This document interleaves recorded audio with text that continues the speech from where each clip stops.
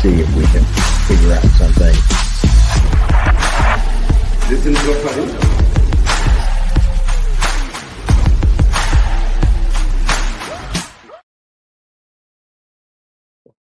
Hi. Judges in court still, so I'm busy listening. And I thought we might as well watch together because it's easier for me to then know.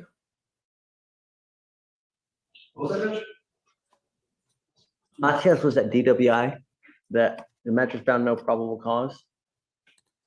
I'm planning on re-indicted, Judge. How long do you want? We have to reset it though. Oh, a couple weeks. We'll be fine. I'll put it on 9:30. That's fine. I've got to keep the chat open because I'm actually a mod. Or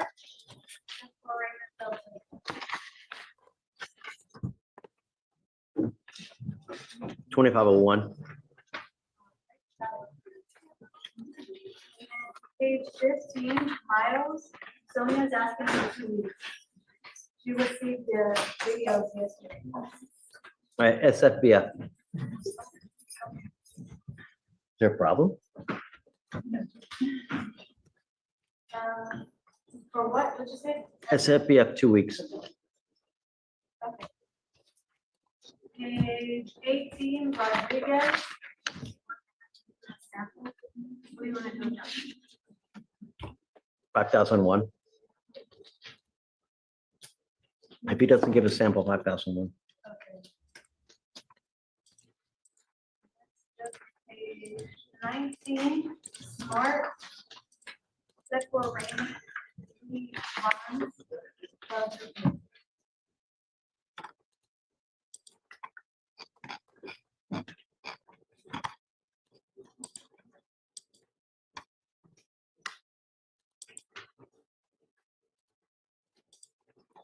$75.03.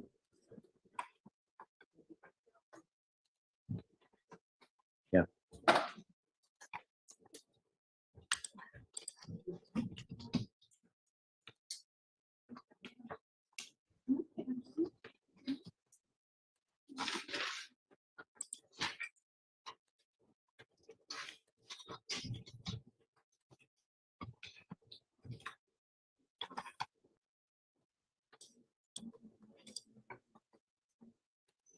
I have 0 snacks. I need to grab snacks.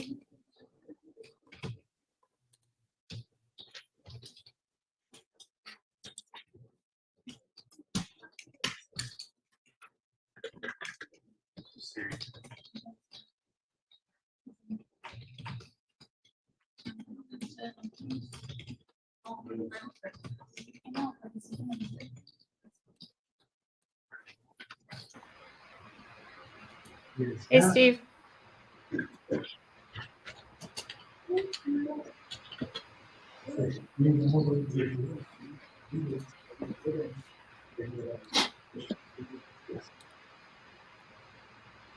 Steve, I'm going to mute you for now. You got a bit of white noise.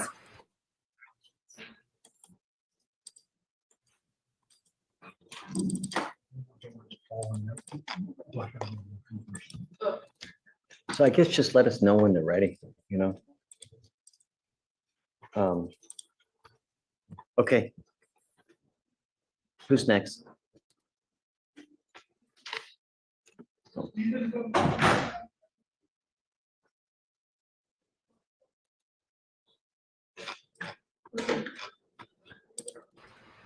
Steve, just checking if you can hear and everything okay.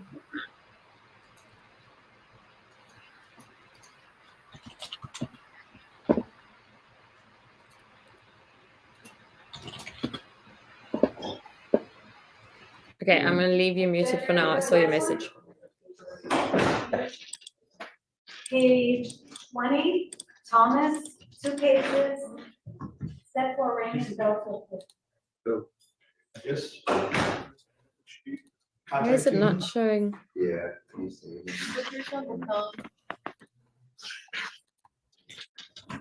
You have a phone near you?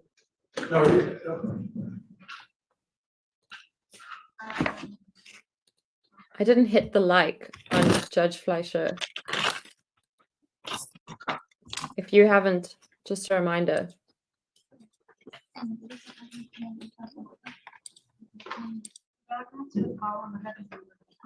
Sure. Yeah. So normally I especially don't stream while the judge is live because I want people to be in that chat. But at this point, I need to watch to know what's happening.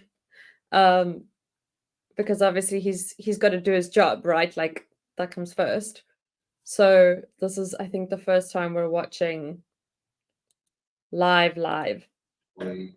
Final Washington?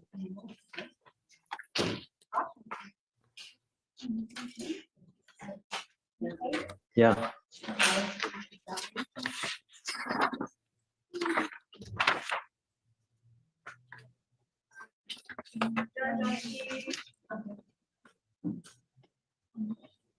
$37.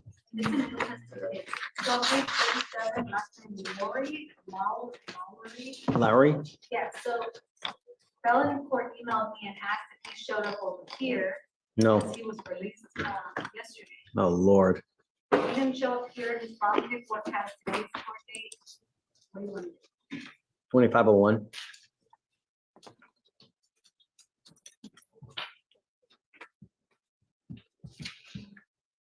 From the looks of him, I don't think that we'll see him. He looks, look at how many thefts this dude has. That's it, Judge. But Holy moly. Look how many DWIs he has. 5. Oh. That's it. So are they not going to want to do it? As far as Fleischer said, yes. But Rooker is about talking, so. Okay.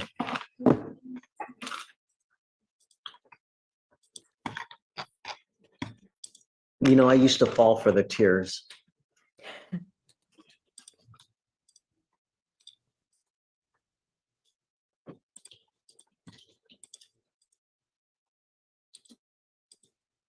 JRN, basically, I joined the chat one day and was like, hey, watching from South Africa. And then the judge got super excited and was like, oh, I was in South Africa. We're going to chat about it when he hops on. Judge, you know why Judge came over here?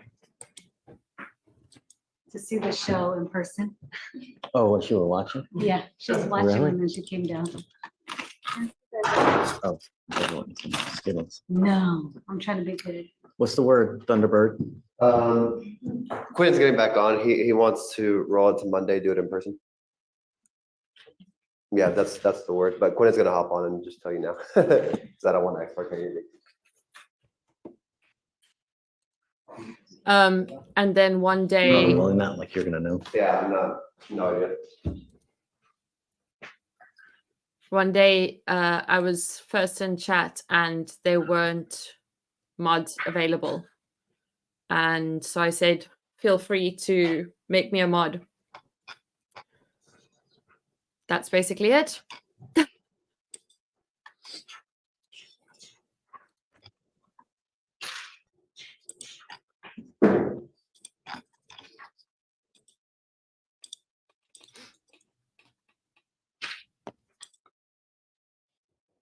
Can I give you a cause number, Yes, sir. please? Go ahead. 252-7237. This is a cite and release. Do you mind reading the PC real quick so I can find probable cause or no? It's setting court 6. Yeah, I know. Okay, so let me see. I'm doing court 6. Okay, so on September 2nd, 2024, officers dispatched a target in reference to a shoplifter. Officers met with LPO, saying she observed the female, the defendant, conceal merchandise in her reusable tote bag, which she removed from the shelf. The LPO stated the defendant went to the self-checkout area and did not scan the stolen items and made it appear as though she was. Defendant passed all points of sale and attempted to leave the store when LPO took her into custody. Defendant stated she concealed the merchandise in the tote bag and she did not pay for the items. The total value was $3.15 Got it. Stanley Cup, butter, clothing, and jewelry. I'll find PC. Okay, Mr. Brooker. Judge, thank you. I spoke with Mr. Frazier. He wants to accept the offer now. My concern was that I'm not physically there, and he made some statements that I found a little concerning. So I would like to be there when we do this. So my request was going to be to set it for a plea on Monday, and take care of it on Monday, if that's permissible from the court. Are we statements of self-harm? No. I mean, he mentioned that he and I had not communicated and all of that, and Okay. you know, I- other things. You know, it's Mr. Brooker, he's upset at me. So don't take it personally. It's not you, it's me. And he wants to get his way. And when he doesn't get his way, he kicks and screams and cries. And that's what we've been dealing with for 5 years, right? So that's why I fell for it for, I mean, maybe 2, maybe 3 years, but now I'm not gonna do it anymore. So I think he's venting frustration. So don't take it personally, but I'm happy to do it. If you want to do it Monday, absolutely, of course. Yes, sir. And I'm going to call him one more time just to let him know how it was all resolved. But I appreciate that. That'll give me time to speak with him in person, and we can go from there. He's probably going to be upset that we're rolling it to Monday, but hopefully he'll, be understanding, and we'll let him know. Can we still expedite it even though we don't? So let him know, Mr. Brooker, that we're still going to expedite his placement into SATF. So even though he's pleading on Monday, we're still going to try to get him in within a week. The process has already started. Yes, sir. I'll let him know. Okay. All right. All right. Y'all have a good weekend. Thanks, bud. You too. Bye-bye. See you Monday. Bye-bye. Okay. So he's going to call one more time. Call right now. Okay, guys, are we done? Yes. Go home. Yes, sir. Have fun. Thanks, guys. You did great today. I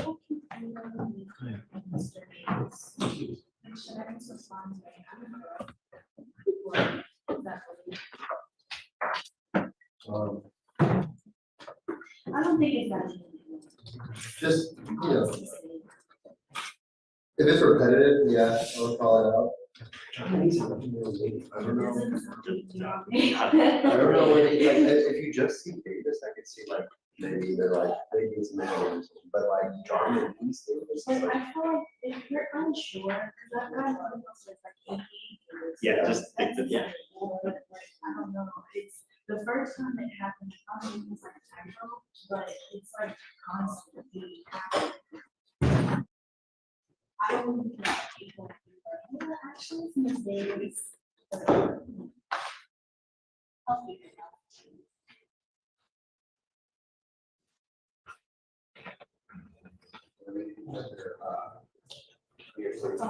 Yeah, actually.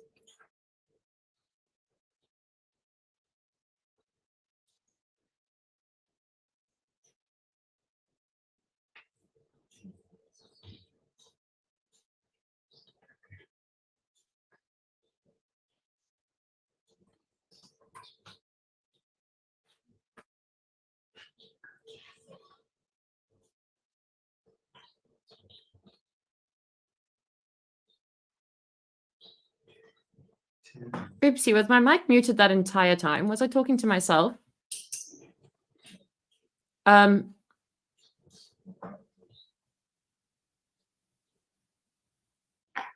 Here's what we're gonna do. We are going to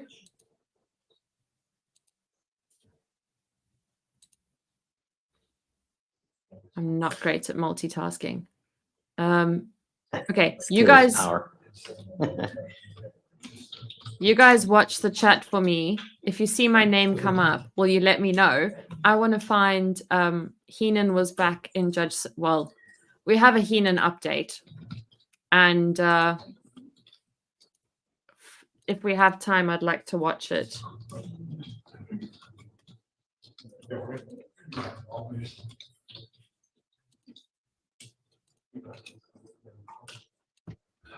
Okay. The judge Hmm. wiped his channel, so give me a minute.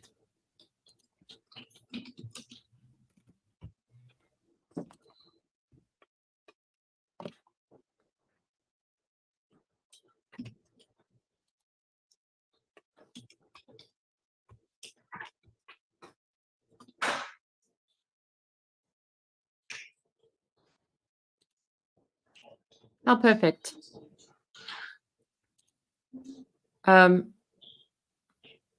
We have a 30-minute video.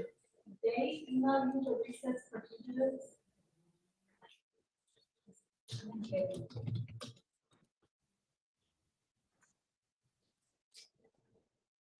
30-minute video from Judge Middleton. I'm going to quickly find the Heenan situation.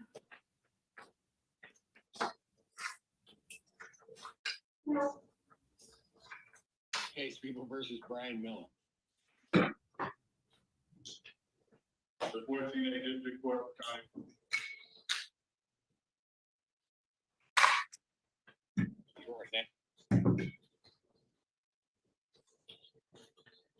Unless.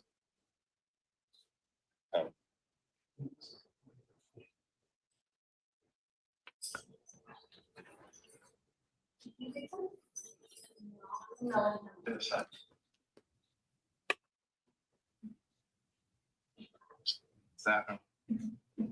People.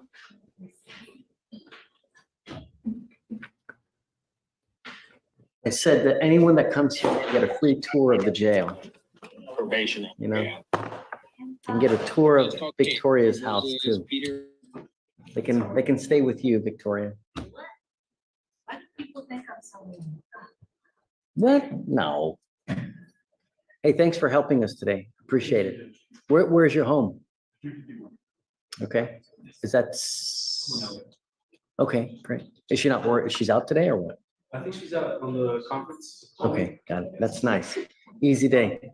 Yes, thank you so much for coming. I don't know when we're gonna get, we have one and I can't wait to get her back.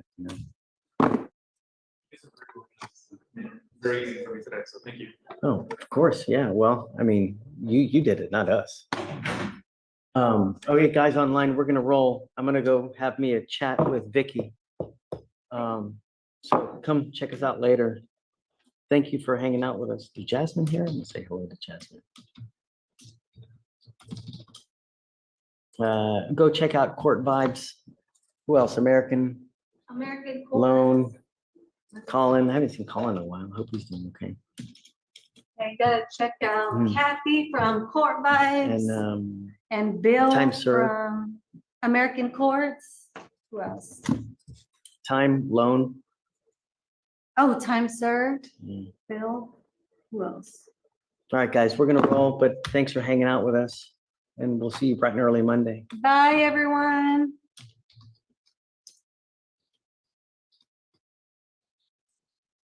Oh, Karen says it's Lone Wolf's birthday. Really? Yeah. Oh, you know who else? McBride, Employee of the Month or Oh, Employee of yeah, the I Year. saw that. Congrats on that. Congrats. I told Is her she that here? too. Let's see. Is McBride? Shanna Yes, congrats. on Employee of the Month? And then happy birthday. So you say who's Lone Wolf. Yeah. Happy birthday, Lone Wolf. Happy birthday, Lone Wolf. All right, guys, we'll see you Monday morning.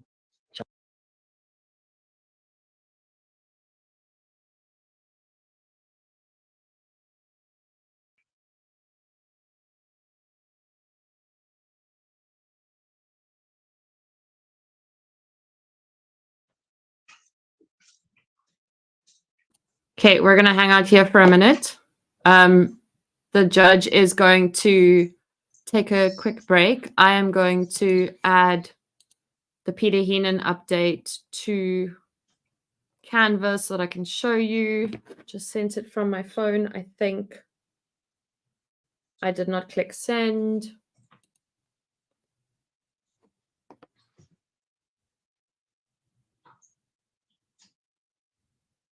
We are back. I'd hoped to do this matter at 9. We did do a sobriety court private session at 9. Mr. George was here at the courthouse, but he got summoned to the family court. So we waited till they were done there. As you saw earlier, we had a jury trial scheduled that resulted in a misdemeanor plea, and that is our day. This is People versus Amanda Catherine Hutchinson.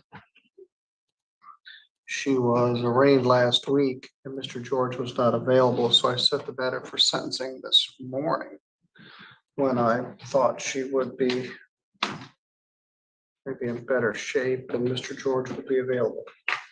So, good morning to everyone from Peoria to Bridges of Madison County. But I'm gonna shut this off, thank you.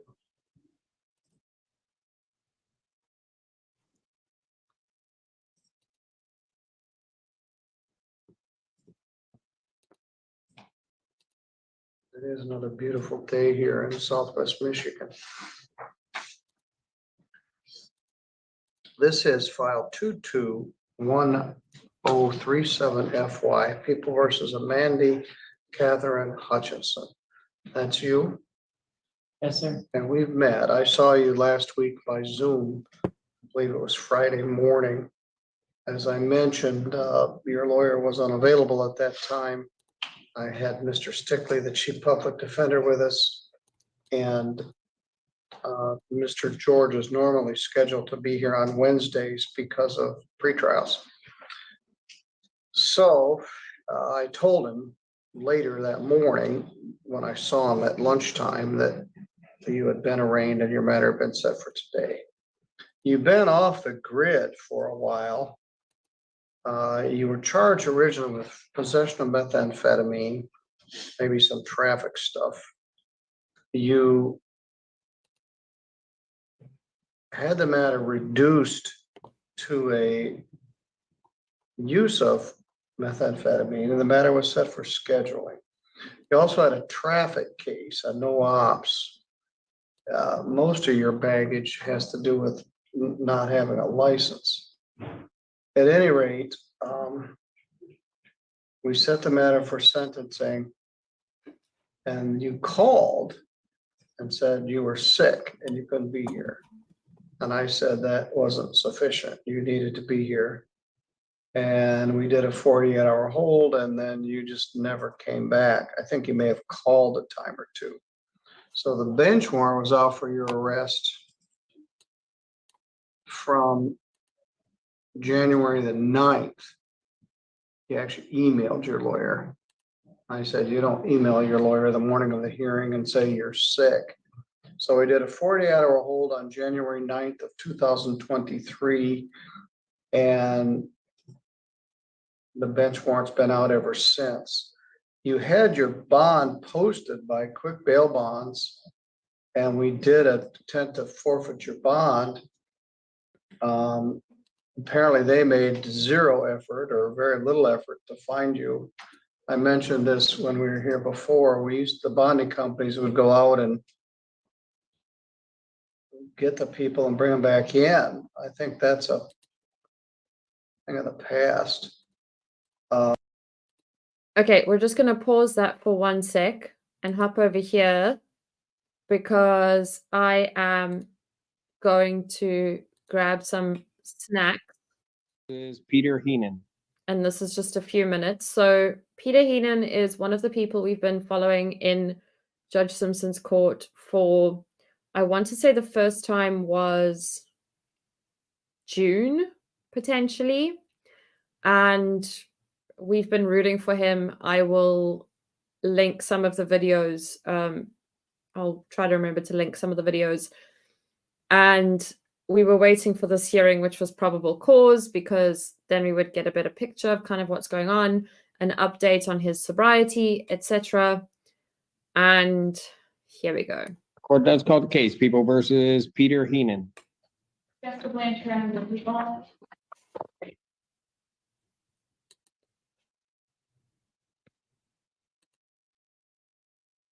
May it please the court, Michael Nichols on behalf of Mr. Heenan, not here. Yeah, all right. I know I overstated the obvious. Yes. Do you have any, I'm in pretty good communication with Mr. Heenan. We spoke last night. I texted him this morning. He responded as I got here and said, I'm sick.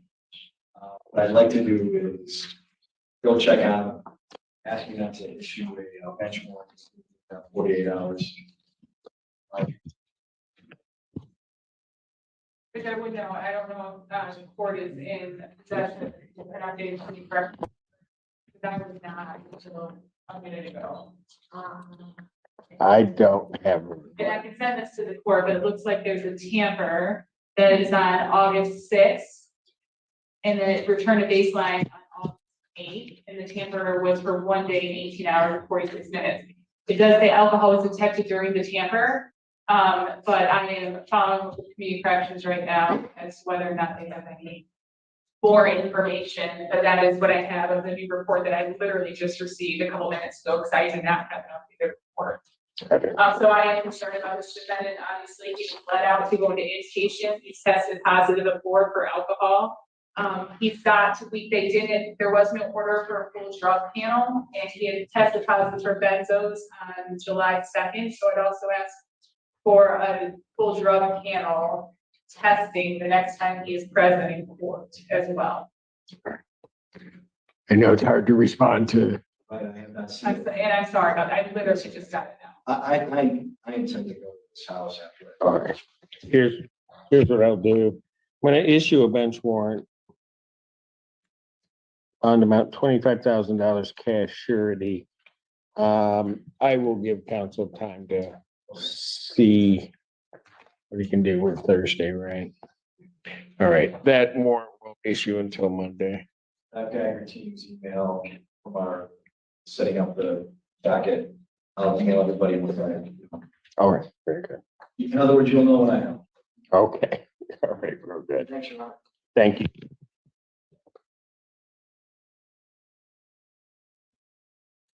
Court does call the case, People versus. So, an absolutely devastating update. Yeah. Disappointed is an understatement. Also, that is Steve. Steve is the black box next to me.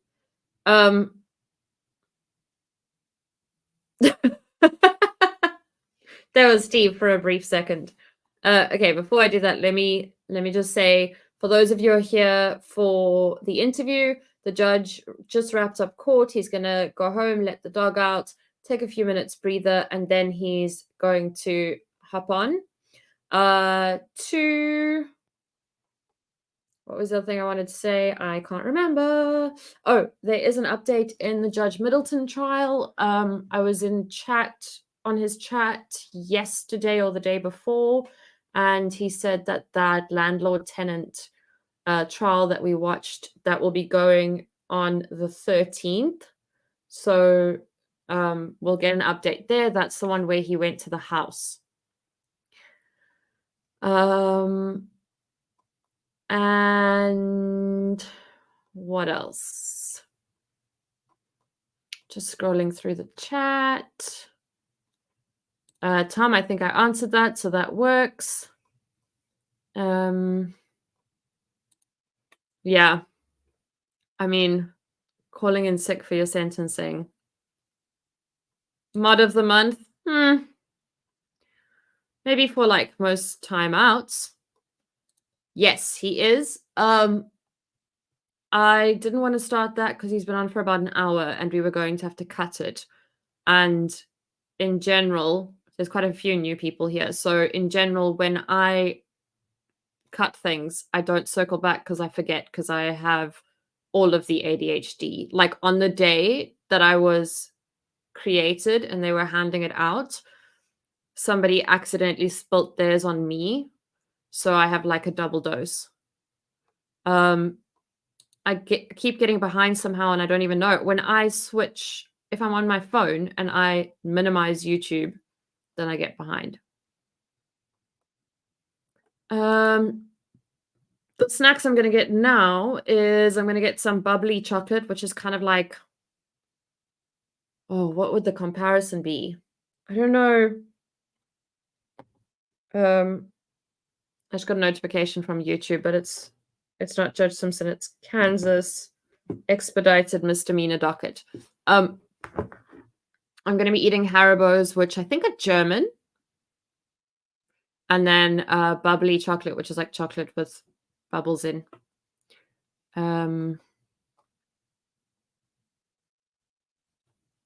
Yeah, I'm more disappointed than a parent would be, I think. And what really made me sad was Judge Simpson's face. Like he was kind of happy / excited that Heenan was back. And then the disappointment. Oh. Yeah, I'm in South Africa.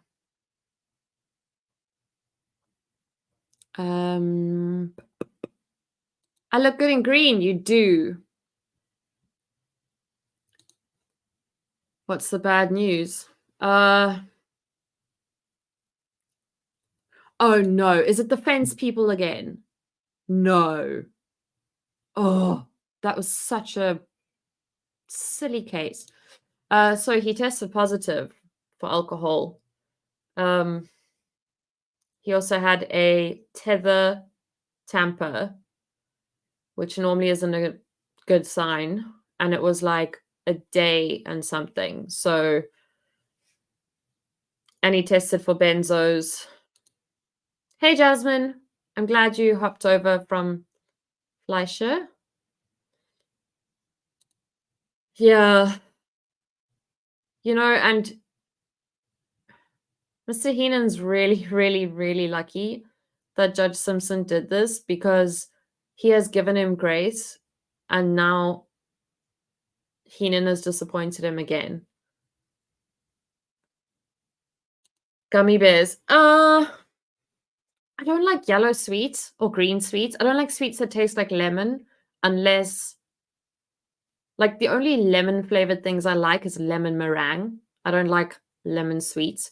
So gummy bears, I like the red ones, the black ones, the orange ones, but the rest of the bag is wasted on me. No, we do not have jury trials. It is against our constitution. Yeah, I love Broken Bacon. I love Court Vibes. Both of them are so legit. I'm going to add them to the description. Someone remind me. Let's go back here for now because I need to. We did that notice of bond forfeiture on March 7th. So they have a year to redeem it. And I don't know whether that bond was forfeited or not. At any rate, you got picked up and I wasn't completely clear. I want to maybe get some more information. You had brought your mother-in-law over to see Denzel's case. Yes, sir. And that would be Denzel Smith. And as I told your lawyer, I'm well familiar with Mr. Smith. I think I'm about to bring him into our sobriety court treatment program. I discussed the matter with Judge Stutzman and said that we would accept him into the program and he could use it. So then you got, how did you get stopped by the police? Supposedly had a brake light out. All right, and you keep driving. They didn't give you a traffic ticket? You still don't My have? mother-in-law. I switched spots with my mother-in-law. My mother-in-law really wanted to go to his case and there was nobody else to take her, so I told her I'd take her. Yeah, and you got 10, 15 years worth of no op stuff, but you didn't get a traffic ticket, so that's something. And then they found this warrant for you.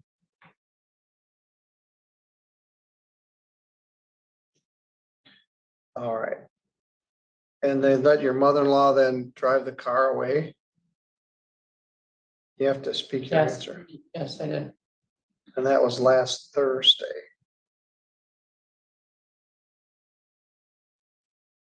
That would have been September. Last Thursday, August 29th. I was also unclear of where you're actually living. There was a Garden Street address. And I think there was an eviction from there. And I wasn't clear. You Okay. said something about Constantine and, all And Your Honor, she did provide that new address to me. right, where is it? It's in Constantine. on What Second street? What street's it on? 255 West Second Street, All right, who lives there? my boyfriend, What's his name? Zach Gardner.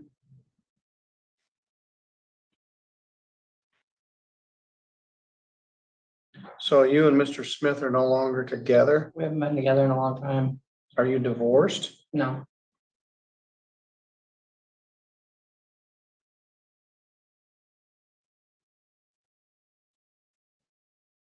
Where are your kids? in school right now. I mean, where do they stay? They live with me, Uh, but right this second, they're with my mother-in-law. so they're with Denzel's mother in Three Rivers? Yeah, yes.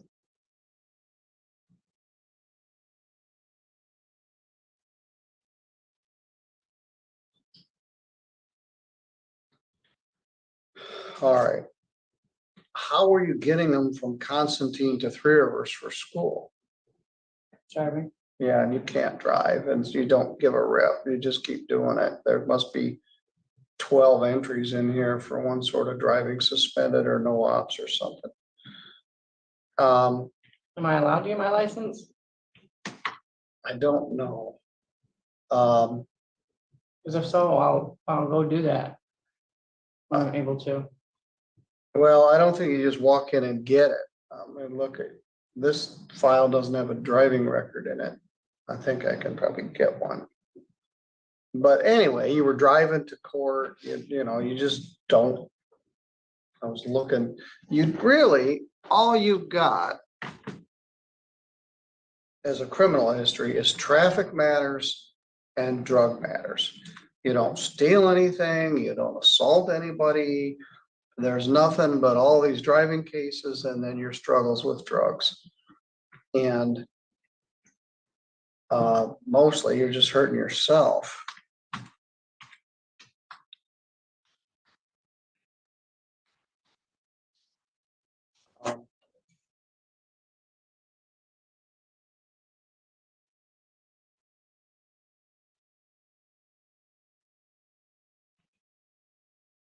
$2017.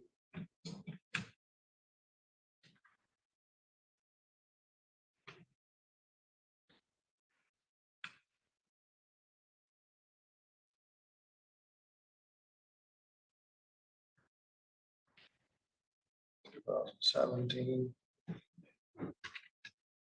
2018.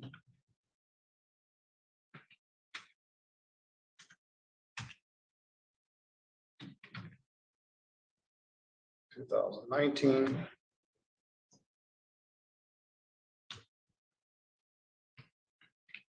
2020.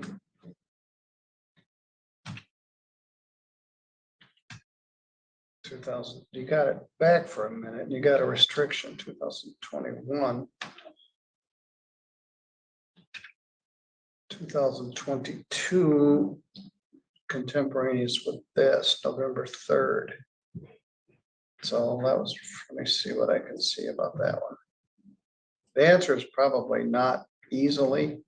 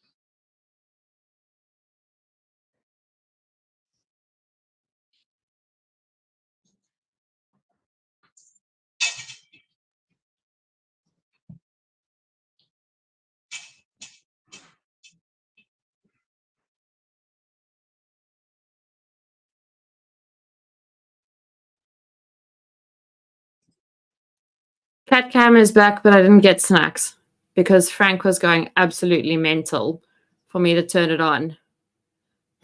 Just had to like climb all over things. Phoebe is sleeping as usual. She's not too bothered about catnip and all of that. I need to figure out the angle though, because we got them a new cat tree and now I'm struggling to make it fit. This was a complicated plea offer. And let me go back to that. Because what I'm trying to do is try to find a file with that driving record in it.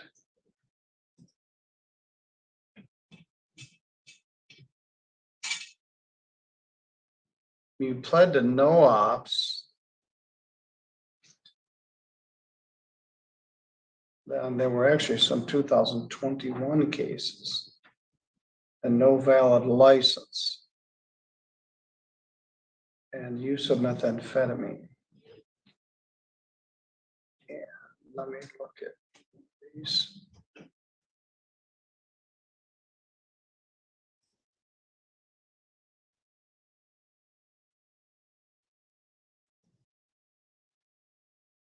Here's a driving record.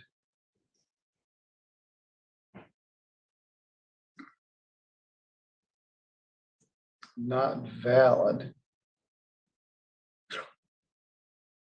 At that time, you had an address of Harvey Street, Jones. I don't know, Amanda. You don't have, I don't think you have any drinking and driving.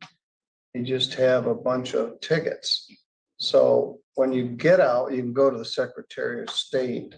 This driving record is from 2021, so there's some other convictions that entered after that. But hey, you just keep on driving and you manage to stay under the radar. What grades are your kids in? 7th and 6th. Once I take care of another child too. Then what, second?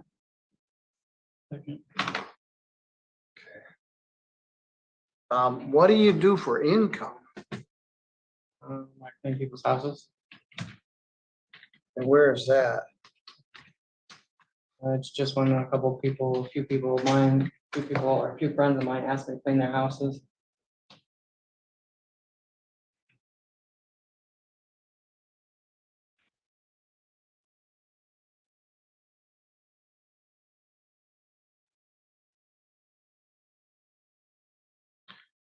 I don't know what to know. When we talked on Friday, I felt that you were at that time under the use of methamphetamine, and I wanted a little time for you to get your head on straighter, and it seems to be the case this morning. Look tired, but yeah, I think you're clear-headed. Mr. George, what would you like me to know? Well, I know that the court kind of detailed how we got here, and I think a lot of the court's frustration is kind of the post plea behavior. I know that we have some other concerns going on, but I'm not aware that she has any new charges, any new convictions or anything since the last time we were in court. Here, if we go back to this case, this is from November of 2022. It's a true use paraphernalia type case. On the complaint, it was just a single possession of meth. There wasn't any type of drug double. Obviously, I don't have the benefit of the criminal history. I'm not aware that there's any other type of drug conviction on there. So, based on the facts of the case, we would ask the court to consider a sentence of time served and fine with loss.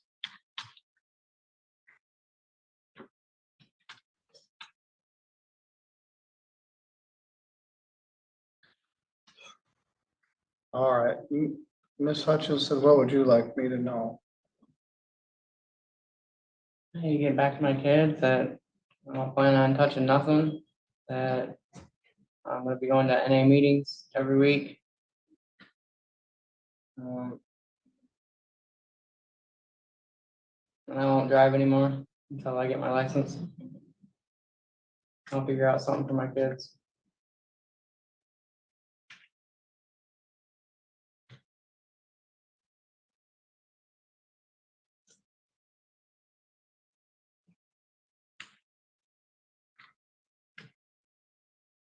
Mr. Garden doesn't have a license either.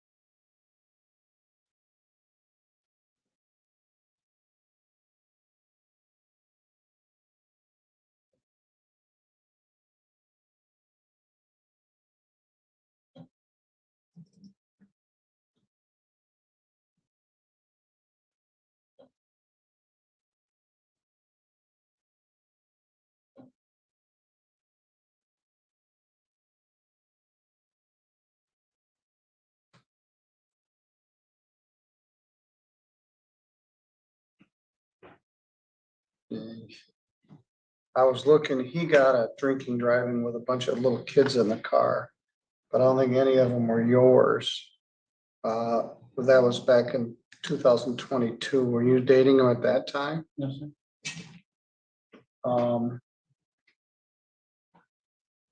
Doesn't drink anymore either, so. Well, that's a plus. Anyway, your lawyer alluded to this. Your post-conviction behavior was bad. You emailed and said, hey, I'm sick, the morning of the hearing, and that you'd done that sort of thing before. And I said, no, she has to be here. Then you just never showed up again. So you had to have been looking over your shoulder for the last year and a half. I'm tired. I'm tired of that. I want to do that. I want to be able to be. I don't know what you're reporting for. Some clarification would be nice. Because if you're reporting for me showing court, you're in for a treat in about 10 minutes, maybe. Able to be with my kids and go to their stuff and practices and be able to get a job and support my own, and But you haven't done any of that. I can't because I was too busy looking over my shoulder. Yeah, I suppose, but you didn't do any treatment. You're still got meth linking in the background. You don't have a license. The guy you live with doesn't have a license. Your husband's in jail for drinking and driving. I'm gonna try to get a handle on him. Do you have any contact with your mother? Yeah. Where is she? She lives in Three Rivers in her own little apartment. Well, that's good. I haven't seen her in a long time, and that's She has probably good. leukemia. I'm sorry to hear that. And you had a rough go of it when you were a kid, and now you're visiting the same thing on your kids. They're staying here, they're staying there, you're staying with somebody, they're in Three Rivers, they're at their grandma's. This isn't an airport. You don't have to announce your departure. Also, if you're gonna bring that small aubergine energy, you need to be ready to match what I bring back. And all I'm gonna say is it must be so cute. Shame. Their dad's in jail, the guy you live with's got his struggles, and here you are in jail. You could have made this a whole lot easier by just calling your lawyer and coming in here. No, sir. And I don't have a sense of how much, you're not just gonna fix this now that this warrant is done and say, well, I'm gonna go to NA, I'm gonna get a job and everything's gonna be happily ever after. I wish it was. I I'm wish it going was to, that. sir. That's the thing. I'm going to put my mind to it and do the right things that I'm supposed to do.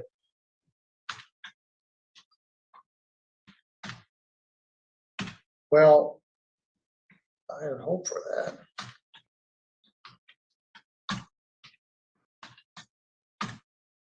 I think the next time I'm gonna see you is on a driving charge. Cause I think you're just gonna keep on driving. You gotta get your kids here, you gotta get your kids there. You're taking your mother-in-law somewhere, you can't drive. And when you get out, you can go to the Secretary of State. And find out what you need to do. But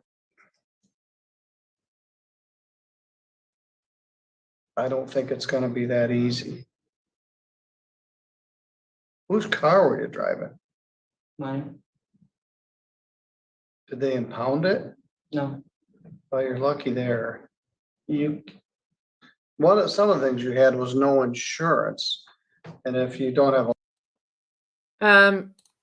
Give me your best shot. Just keep go on in the chat. Just keep going, because the more chat messages you send, the higher YouTube pushes my channel and shows people my channel. So just keep sending them through, because you're actually doing me a favor. It's wonderful. I love it.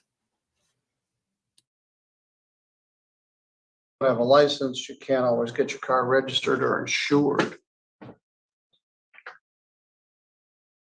Where does Denzel's mother live? trailer park, she lives in a camper, actually. Oh, so that's not a great situation either. I was hoping that was, what's her name? Nyoka. Yes.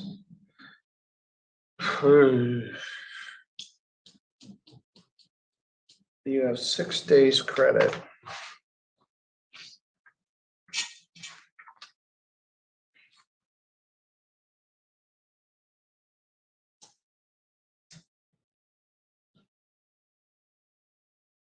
I think you had 2 days before that.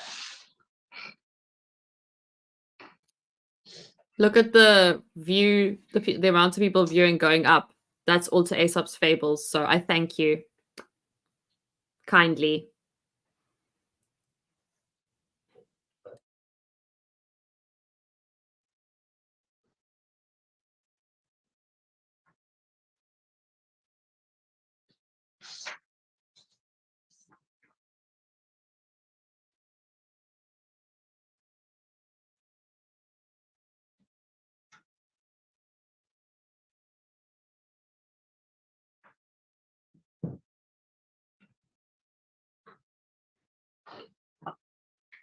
You need more intensive services than maybe I've got available.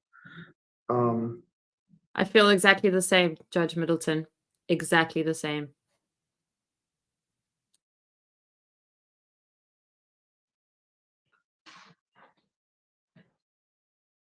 And I don't know what the right number is. One option is just give you 90 days in jail and make you sit for 90 days and get more clean.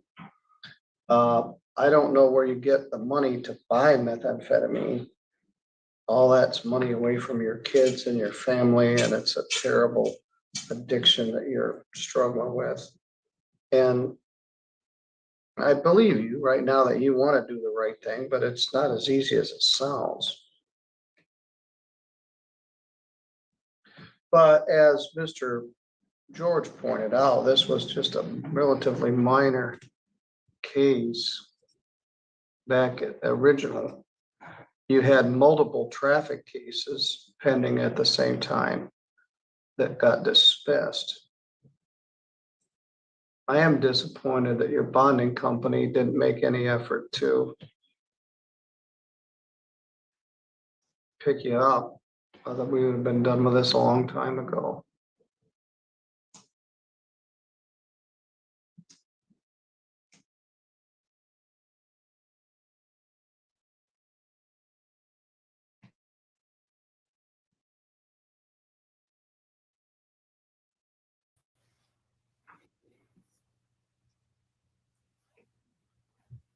Heads up, you're on the live, you're not backstage. That's okay. I'm happy to be with you. How are you? I'm good. We do have someone who is getting very antsy because I said that there was an interview, and I'm sorry where I'm is late. the interview? The court ran late. Listen, I've been having a great time. Steve is here, but he's the big black box. That's a nice big black box. Yeah, it's the best on the internet. Yeah, so I'm sorry. It took me a while to get back. Well, not too long, but court ran a little bit late. I don't know if you're watching at all, but Yeah, it was a fun one. we had a lot of interesting cases, and what was very interesting, a lot of times you don't get to see like behind the scenes, but you remember the small couple that came in there with that one case. I didn't in see the the ones car. who were dancing in public. I didn't actually Say it again? see that. The ones who were dancing in public, Okay. naked. Yes, that one. So like lovey-dovey in court. Just- I didn't actually see that. I literally you came know. in like just after that because my Okay, work yeah, day no. ends. What time would it have been for you? Probably about 11-ish for you. So I was like just Okay. after that. Let's see, what time is it in South Africa now? 5 What to time is it there? 9.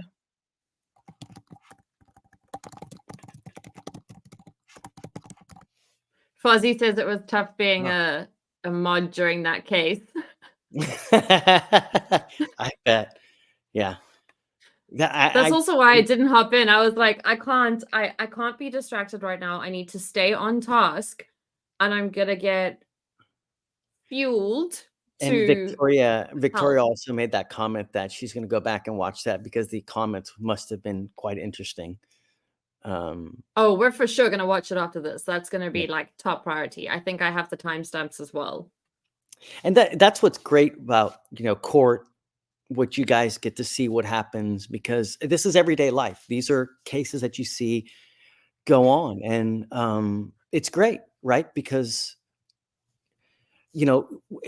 at some point it's really entertaining, and then at some other points it's really sad. It's really just unnerving, and I don't know if you watched the other case where it was an assault. It's and I'll let you guys go watch it, but at times it's very entertaining, but at times it's sad and it's frustrating and it's difficult. Steve just popped up on the side there. Okay, no, wait, I don't want to be the center of this. Yes, Give me one sec. I had a good layout going here and then I changed it and now is this not. Steve F? Steve N. So Steve N, right? Okay, Steve N. Yes. Hi, Steve N. Steve, you might be kicked for a second. Just give me 1 minute. No, there we go. Perfect. Oh, look, he's a bass player. Is that a bass? Wait, Steve, you're muted. Got you. Okay, I'm used to it. No. That's just a regular guitar? It's a bass. Oh, it is a bass, yeah. That's what I thought. It is. Sorry, So I want to start off. I was watching a new friend of ours over on his live very briefly. Here, hold on. I'll show you something real by quick. the name of Aesop. Aesop's Fables. Yes. Here's mine. Well, he really boosted. Here's Oh, mine. wow. I made this thing from scratch. How? Oh, nice. Yeah. Everything. What you see, painted. Just the duct tape for the picks, just the That's cigarette impressive. stains, just everything. Anyways. So I have some very chilled questions to ask because it's been a day. The first one is, you were in Cape Town in 2010, right? So it was World Cup time. The draw. Probably the best year of being a South African in my entire life. It was the absolute best.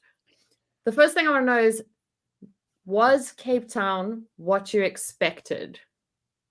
Yeah, it was great. It's great. Because I think there's People like were people always nice. ask such random questions like, do we have animals? And I'm like, no, it's a big city. It's beautiful. Well, it's because they're used to just because the Africa portion of it, but they don't get that it's just a big city like everywhere. You have to go, north if you want to get to see that type, right? Yeah. And we went all over. God, one of my favorite parts was we went to Dyer Island and we swam with the great Eastern whites. Cape. Oh, yeah. You know how you go, we took a boat out there. The water must have Yeah. been, God, was like 60 degrees, just freezing. You get into a wetsuit and you get into a big cage and they throw a chum, the head of a tuna. They tie a piece of, a rope around it. They throw it in the water and they drag the fish head in front of a big cage and you are submerged, not all the way down, but you're submerged with about 4 other people in this small cage, and they drag the great white right in front of the cage, and you can sit there, you can touch it, but it's so cold that you can't be out there for more than 5 minutes at a time, 7 minutes, because it's hypothermic. But it was great, Yeah. just then Table Mountain, I think we went. Yeah, I love it. But I think I'm like probably the biggest ambassador for Cape Town out of all of my friends and family, because every time I've been somewhere else, when we land here, I'm like, there is nowhere else in the world like this. It is just unreal. Yeah, and if you just go a couple hours north, I mean, God, it's just a different world. It's great. Yeah. Unfortunately, I didn't make it up north, but the next time I hit South Africa, that's where I'm going to go. To Kruger Park. Apparently, there's I wanted to go elephants there. that they worded it like people escaping from jail. They were like elephants that haven't yet been detained or something, and we were like, well, they're not prisoners. Yeah. They're not like criminals out on the hunt. Now, one day, it's just the plane ride is brutal. What, 13, 15 hours? Oof. And you're going through all the time zones. So when you get here, the jet lag is crazy. Yeah, and when I went, we made a pit stop, and they wanted us. They wanted us to go to Germany. They wanted us to go to Frankfurt, and then Frankfurt to Cape Town, but we would rather go to Amsterdam. So we went to Amsterdam. Oh, nice. And then Cape Town, but still, it's a brutal flight. But I'm going to Amsterdam in November. Can't wait to see it. It's great. Oh, hey, can I put you on hold for 1 second? Please. Yeah. I'm gonna mute you. No sec. No stress. I'm gonna mute you. Steve, you wanna hop in? I'm just listening. You guys are going back and forth. I'm not getting interrupted.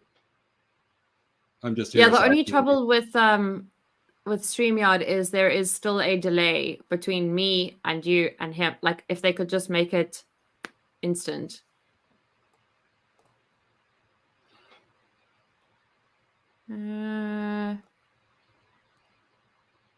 It's an EVH guitar. Eddie Van Halen. If you look back at his Frankenstrat, that's what it's modeled after. Got you. Complete with cigarette burn and all that. I might be a bit young for that knowledge.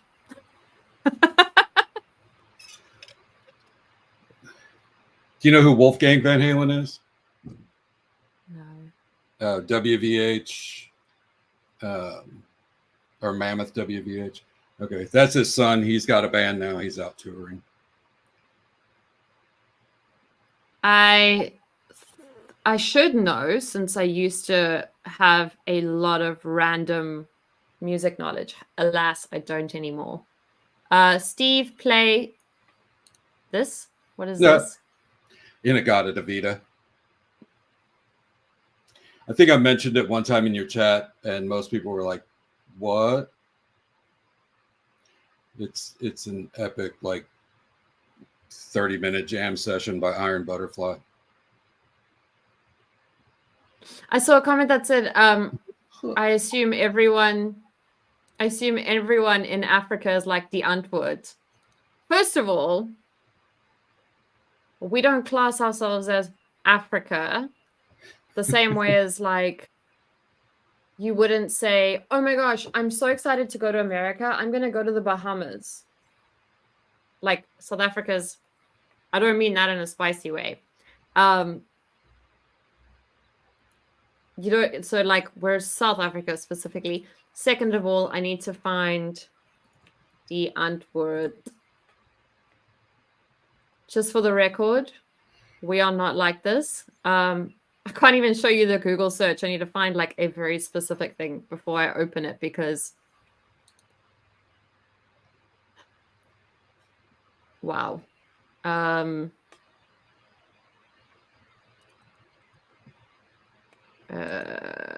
Was that Table Mountain you took us on a tour around on one of your outings? Did I say it was like the most beautiful? It was, the road kind of wound around between some mountains, kind of by the sea. I don't remember the name of it. I thought maybe that's what it was. So Table Mountain is the one that you often see when I'm driving towards things, right? Like it's right. It's the flat one. Okay. Here's the Antwoord. Let me just zoom in a bit. Oh. Yeah, zoom. So that's them. And you can see that I am sufficiently normal, relatively. You have Where your is the- yeah, YouTube that- hair on. You don't have the. No, I don't have the undercut. I did have an undercut once though. It was the worst thing I ever did. And it was done so badly. I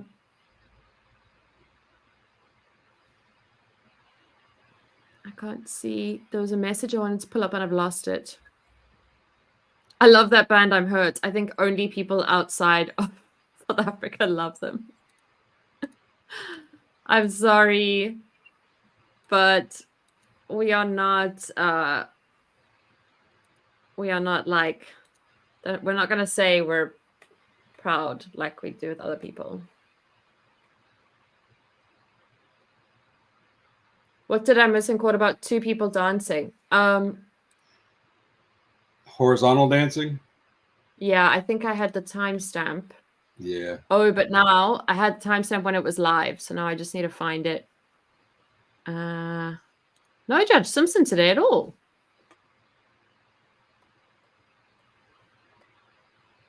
Thought we had landlord tenant. He had a docket. I'm surprised he wasn't. I'm just quickly finding.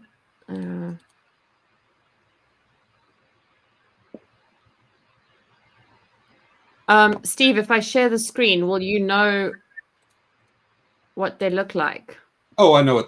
You can't miss them. They're a couple about the size of Smurfs, maybe. I don't know. They're kind of a little Mexican couple. Yeah.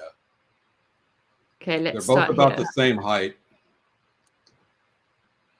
I'm gonna mute for now.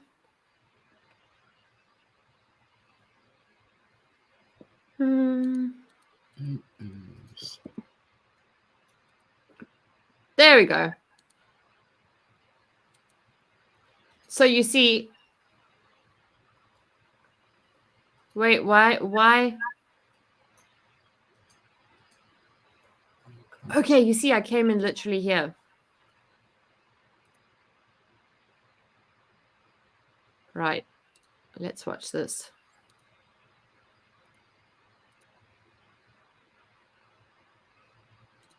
While he's driving.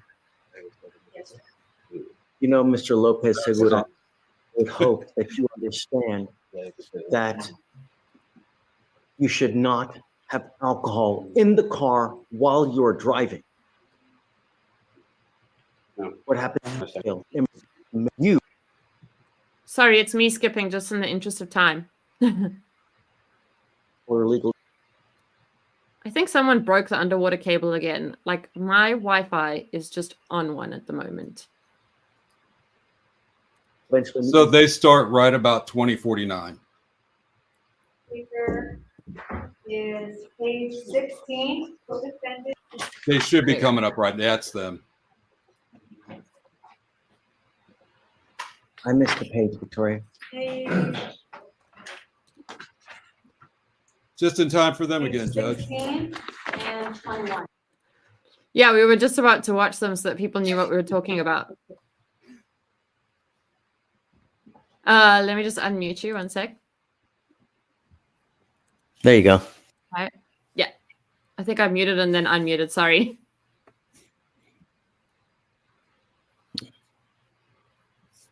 All right. Let me. So switch back Steve to N, this. are you also in South Africa as well? No, I'm in Kansas. I'm in Oh, City. Kansas. Oh, Yeah. Oh, Yeah, I'm sorry. I'm her American connection on the channel. She's got so me and Free Sample User, he's in the US. Evie, who's a mod, is in Southern England, and then Lily is in That's Poland. amazing. Yeah. Whoa. I mean, Yeah. that blows my mind. It blows my mind that people all over the world have such a, I guess, a liking, right? Or a hobby. I don't know what you would call it, that it brings them together to watch something that they all get a kick out of watching. That's just so cool. You know, I don't think I've ever experienced something like this, where such a melting pot of people get together and watch and have fun. You know, it's cool. It's very cool. And especially because we all met court watching. So we know we all have the same, like, I don't know if hobby, I guess it's a hobby, but we also majority of us are neurodivergent. So we have the attention span of basically our age. And so we're bouncing around like all the time. Yeah, I do the same thing now too. It's, you know, my wife was the other day, what? Aren't you sick of watching all that? I'm like, hey, come on, you know? So you actually go home and carry on watching court-related things? Like all the time now. Am I weird for doing that? When I Really? was in Like, radio or like when I was doing TV news, I couldn't. I had to cut it off because otherwise my brain just couldn't. I couldn't stop work and start the next thing. I like diversifying and watching. You know, sometimes I guess it's fun to watch what other judges do, how they Do you handle. critique them as well? Say it again. Do you critique them as well? I wouldn't have done it like that. I would have done this, or Yeah, sure. Oh, absolutely. Yeah. But I do it to myself. Yeah. I can't say it out loud. You know, I can't say you know, we have canons that we have to live by, meaning that I can't go to a channel like an interview like what you and I are doing, and I'm not allowed to tell you how I would rule on a particular subject. You know, people always ask me, "What do you think about marijuana?" I'm like, "I'm sorry, I can't say." Yeah. You know, what do you think about legalization of marijuana, legalization of this, or this particular theory in the law of whatever it may be? And 'cause I can get in trouble if I give you an opinion, because it's something that might come in front of me, and it tells other people how I would rule on that particular subject, and I can't do that. I would get in trouble. So, but I do, of course, in my own head, I look at how some judges handle other things, and sometimes they do a great job, and other times I'm like, what? It's in outer space. Do you watch? Is it mostly local judges, or do you watch like Judge Simpson or all over everything? Or Like what you're Boyd? doing? Yeah, same thing. What you're watching is same thing I do too. I've been wondering something on your bond conditions, especially for drunk driving or under the influence. A lot of it is the no driving, insurance, whatever, and then making sure of diploma or GED.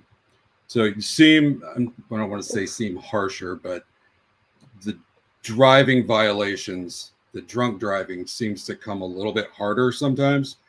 Is there something in your past that may have fueled that, or is that just Public safety. this It's a mirror. It's just a public safety concern, you know. And one of the things that I talk about is in Harris County with us, you know, if you watch the news every day, we have someone that's dying on the streets every day.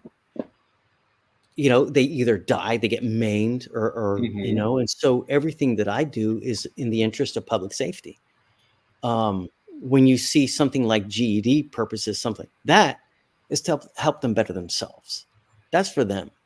It's not for me. I want them. I mean, how are you going to go in life? You don't even have a high school diploma. What are you going to end up doing? You know, it's statistically, if you don't have a high school diploma, you're going to make pennies to what someone else is going to do as making $1. It's ridiculous. You know, I mean, what? Now, of course, there's an exception to the rule. There's the Jeff Bezos, there's the Steve Jobs of the world, but by and large, right. It's not like that, you know. And the more schooling you do, the better you are in life. In some respects, of course, right? And I want everybody to do as well as they can. And what I find a lot as well is that people don't get pushed to do well. They're in an environment that has not really pushed them to, hey, you need to better yourself. Yeah, and I've heard you mention before on stipulations getting a job. Having too much free time on their hands is a killer. So that is, I like your approach on that. Just redirect that energy. I mean, if someone bums around all day, does nothing, it's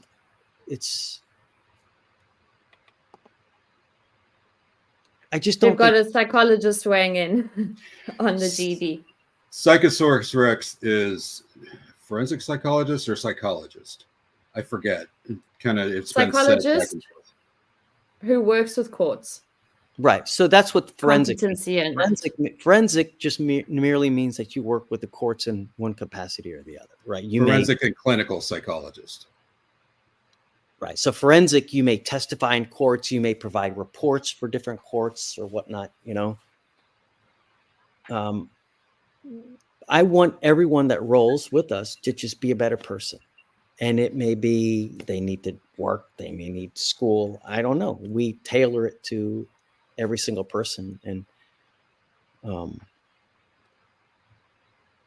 so I want to ask, is there, obviously you can't be awfully specific, but I would imagine there are some people that come in that it just kind of, that you connect differently, that kind of sticks with you. Like, I think one of the first times you hopped into our chat, into my chat, we were all like emotional because we'd watched someone on Judge Simpson and we were kind of like rooting for them and they weren't doing as well. Are there any he was times that shed a tear or something like that? You remember that one? That I think that was when there was the car accident. I don't think he cried with Heenan, but there was the car accident and he cried while the parents were testifying. And that was hectic. That was difficult. Tough. Yeah. Are there people that have stuck with you, or do you have to? So when I was doing news every day, I couldn't think of the people I was reporting on as people. It sounds terrible, but it was the only way to stay sane because otherwise I was going to be attached to the human part of it and I still have to function as a human being. Do you have to put on like a kind of barrier? No. Or no. You find it I don't, because I think that when you do that, you just stop caring. At that point, they just become a statistic and you're just not going to care and just, okay. And I don't want to do that. Now, I will tell you, remember, we do misdemeanor cases. So the breadth of what we see, you know, DWIs, assaults, let me put it down. DWIs, assaults, we don't get the really difficult difficult cases like you may see in felony courts. In those cases where you have really, really heinous cases, I think perhaps at that point you may need to kind of either set a barrier or some kind of shield to where you don't either take it personally or you let your emotions get the best of you, because it's difficult not to at times, right? Especially when you Yeah. see cases, and every case will affect everyone differently, whether it's me, whether it's Steve N, whether it's Vicky. Some people have an aversion to CP cases, or the kitty cases, right? Some to the murder cases, some to violence against the elderly, right? And I think in that respect, you would have that more so, because you see much more difficult things to deal with, right? Where ours, the majority, there's an assault, it's a DWI. Every once in a while, we'll have something that'll trickle down to us where it'll be like there's a death, but they can't for some reason make it to a felony. But by and large, I don't. I don't want to. I try not to. And but at the same time, I'm not going to let someone pull the wool over my eyes. Yeah. Like know. I totally. You saw that earlier today. There are You should have times seen it. where I am like, oh my gosh, I believe the person. And Did you see it then, earlier today? yeah, I I was did. like, I believe did. him. And you're like, he's been doing this. And I have a pretty good You gut don't- when it comes to seeing through the BS. But we obviously don't have the file. We don't have the history. You don't We see what don't I see. know. Yeah. And part of me tries to shed the light, okay, so that when we're talking about it, we put him on notice, and I did that today, and he just wasn't accepting it, right? That we've been through this, we've done this, and been there, done that, and I get. One of the most difficult things really to deal with as far as me and with, I guess not just me, but just with people who have addiction issues is they're such good actors. I mean, Academy Award-esque, they can make you believe that the ocean is green, that the ocean is yellow, and put on such a show so that you would really believe the moon is made of cheese. Yep. I have addiction issues. I was a binge drinker, so it wasn't like a daily thing. But a lot of people in my life had no idea, because I could convince anyone that what other people saw wasn't as bad as they were making it out to be. And I'm not mean and I'm not this, because I'm small and I'm sweet and I'm funny and happy. When I drink, I'm like a demon. And I could just convince people. Just like one of the first things they say in the 12 steps is like, you have to get rid of that act because you've been manipulating people for so long that you don't even know you're doing it. It's difficult to be true to yourself and true to others. And with me, it's very difficult sometimes to really tell with a person when we're dealing. And that's with everything in life, whether it's a family member, or whether it may be a defendant, what the truth is and whether that's really coming out. Sometimes you can tell, but a lot of times it's very difficult. And, the more you see them, the more you get to know them, the more you deal with them, and the more you speak to them, you know them. But I try to shed light on that so that, we're aware of, or I guess that people are aware of what's going on, so to speak.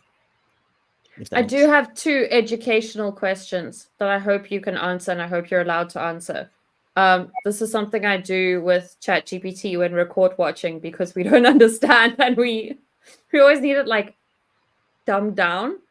but that sounds mean. It's not dumbed down, it's just simplified. Just want to make sure I asked the ones that I wrote down. I mean, look, Can you? there's nothing wrong with it. Sometimes it's difficult to understand what's going on. So I've got two things. Can you explain these two things like I'm five? One, the difference between a magistrate and a judge, and two, the hearsay rule. Those are the two things that like. All right. So a magistrate is basically when you, a magistrate is a judge. Okay. Here with us, when you get arrested, you go basically to the jail, and then you will get put in front of a magistrate. The magistrate is there to tell you what you're charged with, for you to, bond. They'll set a bond amount. Well, they'll see who the person is, do probable cause, set a bond, and set conditions.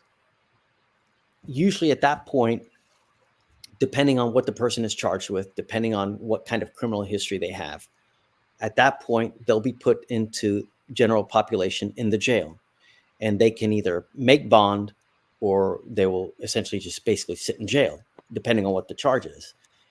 At that point, they will be shifted off to a basic court.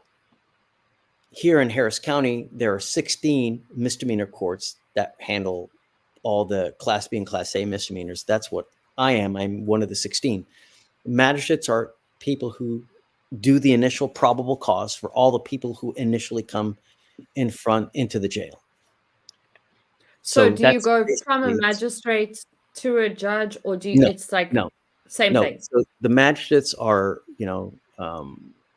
they are not elected officials like us. Me, I have to run every 4 years to become a judge. I run for re-election every 4 years. My term of office is only 4 years. I've been in office.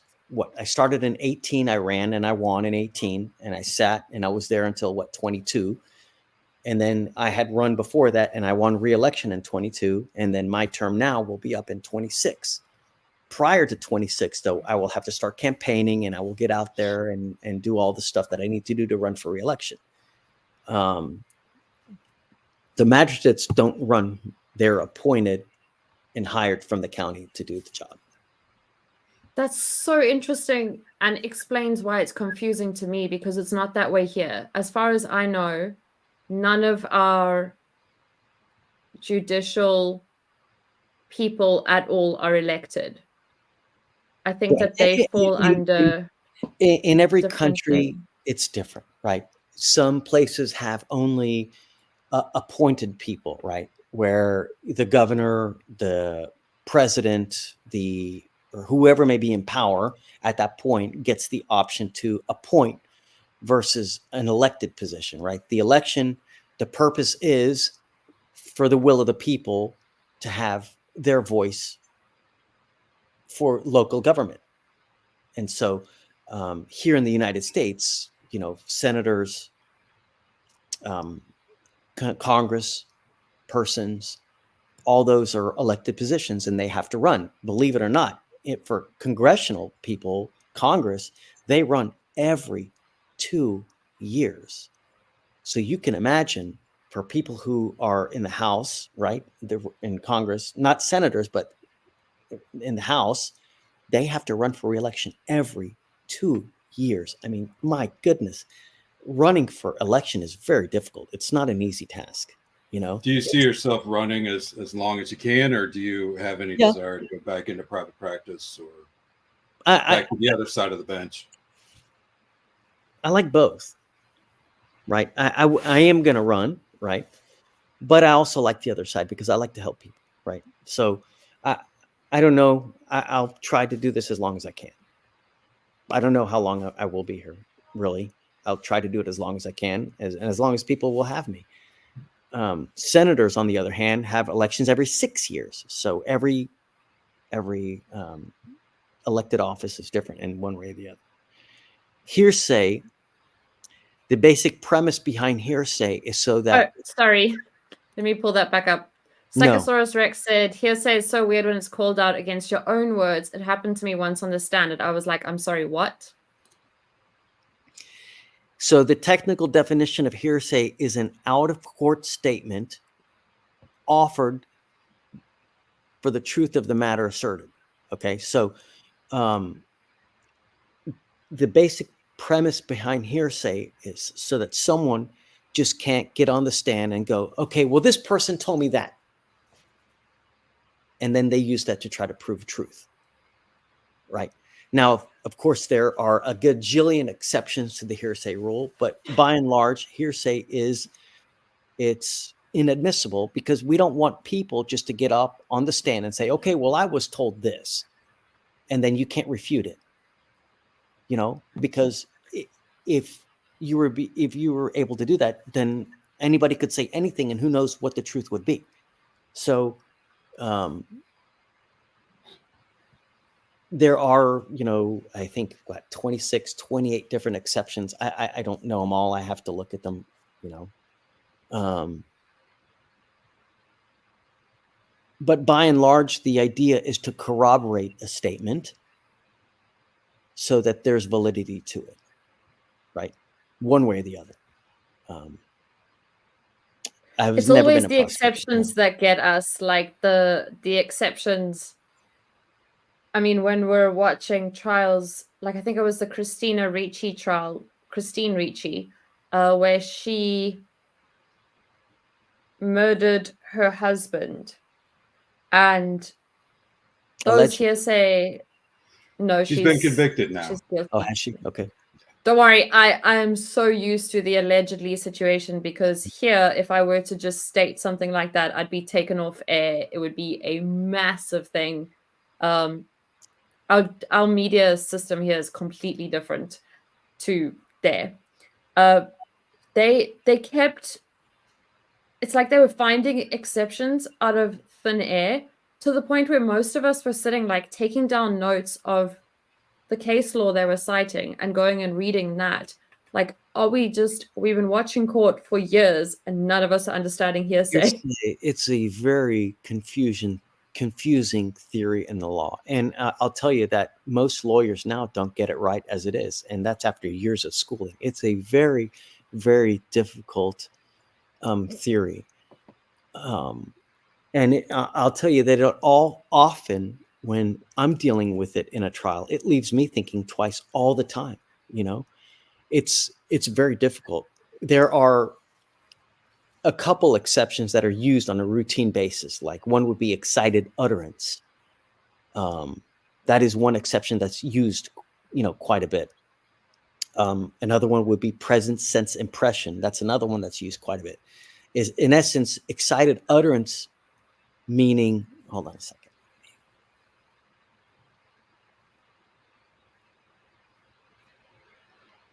Just tell them to come on here and ask their question. Broken Baker. Broken Baker, Steve, are you on the Discord? So. Uh-huh. Are you ready? Yeah. So it's an excited utterance, a statement made by someone who's still under the stress of a startling event. The theory is that, you know, they're generally prohibited, right? Statements, the hearsay statements, but because the belief is made under the stress of the excitement that's happening at the time, it's much more deemed trustworthy as opposed to just the contrary. So that would be, you know, for example, one exception to the hearsay rule. Now we need Psychosaurus to tell us whether that's actually like a psychologically if it's sound. Broken Baker asks, do you think the juror system could be changed? Here in Denmark, we are appointed as laymen for 4 years at a time. So we get to learn a bit about trials and we get $100 a day in court. Wow. for On top 4 of that- years, 4-year stints as a juror. I mean, what are you supposed to do about work? I'm assuming you can continue to work. $100 a day. I think you just quit work, to be honest. On top of that, countries like South Africa only do bench trials, don't have jury system. It's What against do you our think of that? constitution. To have jury trials, really? Wow. Yeah. Because of apartheid, there's too much history of bias to be able to. There was a lot of propaganda, there was a lot of brainwashing, there was a lot of very questionable things, and That was back it then. just became, yeah. You know, that was back then. Things have changed. But, for example, my mom was saying that they were taught all along that Nelson Mandela was a terrorist. So those could still be jurors. There's still that leftover. Like, she's very open-minded. She's amazing. But her generation is still that generation that could see things that way. And it's just the chances are too high that you'd have bias. I mean, even if you look at Oscar Pistorius, a lot of people were like, well, the guy that looks like that and is like that wouldn't do something like that. Didn't he pick up a new case? He picked up a new case, did he not? Or was it that he... They released him and then we're going to charge him with something different. Is that right? Let's see. Vicky? Something else happened with Pistorius. I can't remember what it was. But... thank you, Nicola. Wow, Scotland, that's amazing. I tell you, I mean, the amount of people that we, get to know worldwide, it's great.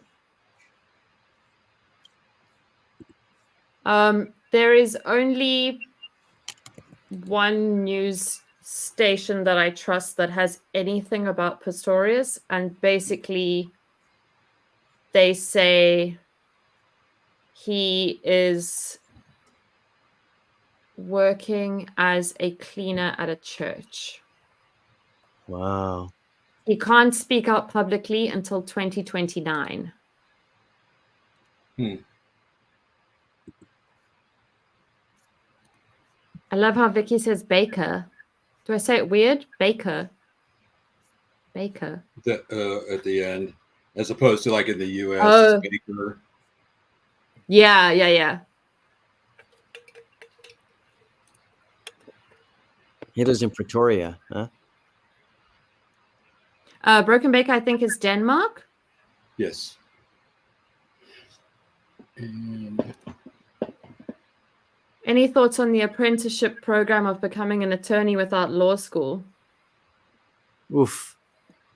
I mean, I guess theoretically, there was someone else who's doing that that's famous. Oh, what was her name? One of the three sisters. Oh, Kim Kardashian. Kardashian. Yeah, isn't she doing that? I mean, She's if you're actually able to like pass the bar without having to go to law school, more power to you. But oof, that's going to be difficult. I must say, though, her podcast, she did a podcast on somebody seemingly wrongfully accused, and it was like a whole different side. The way she presented the evidence, the way she did the digging, the way she asked the questions. I was thinking, like, why wasn't this your brand all along? Like, she's good at it. Was it someone else who did it for her and she presented, or did she actually do? No, she actually like went and met with representatives, and Wow. I think it was just when the whole OJ thing was bubbling again. Obviously, every time then it's a reminder that her dad fought for OJ, etc. So I think it might have been around that point. Yes, I just don't know how to get the StreamYard link without people being weird. You're on Discord, Broken Baker?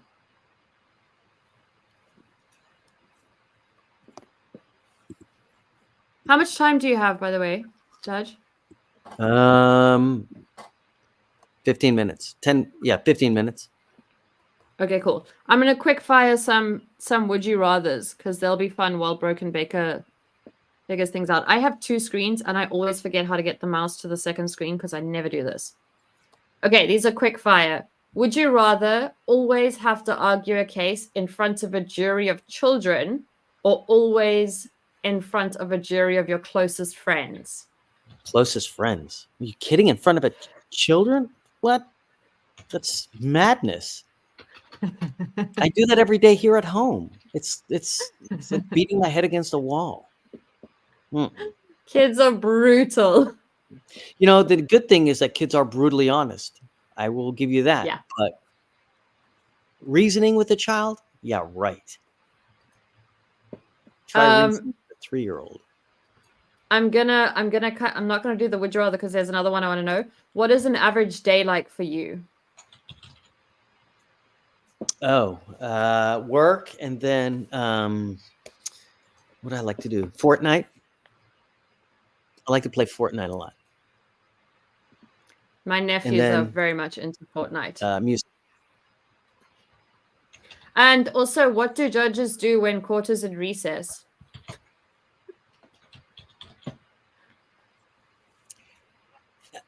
It's never in real recess, right? The only time you technically recess would if you see that we're in trial, for example, and the jury would be out deliberating. At that point, we're in recess, right? But other than being in trial and it's stopped for one reason or the other, there's no real recess. Recess means that you've just stopped for one reason or the other. And the term really only has meaning if you're in trial, right? When we work, when you see me, from the time that I get on the bench, right, which is what, 8:45 to 9 o'clock, you see me working until I'm off. I don't stop. Nothing stops. So from the time that we're on to the time that we get off at around what, 1, 2 o'clock in the afternoon, I mean, it's just go, go, go, go, go. We don't stop. At that point, I'm done, and I'll either go or do something else if I might have a meeting or whatnot. So there's no real recess. So the term really is only applicable if I'm in trial and we've had to break for one reason or the other. I just want to see here. I saw something funny. How many bow ties do you own? A lot. 30? 35? And then Broken Baker, I'm going to drop the link. Nobody else use it, please.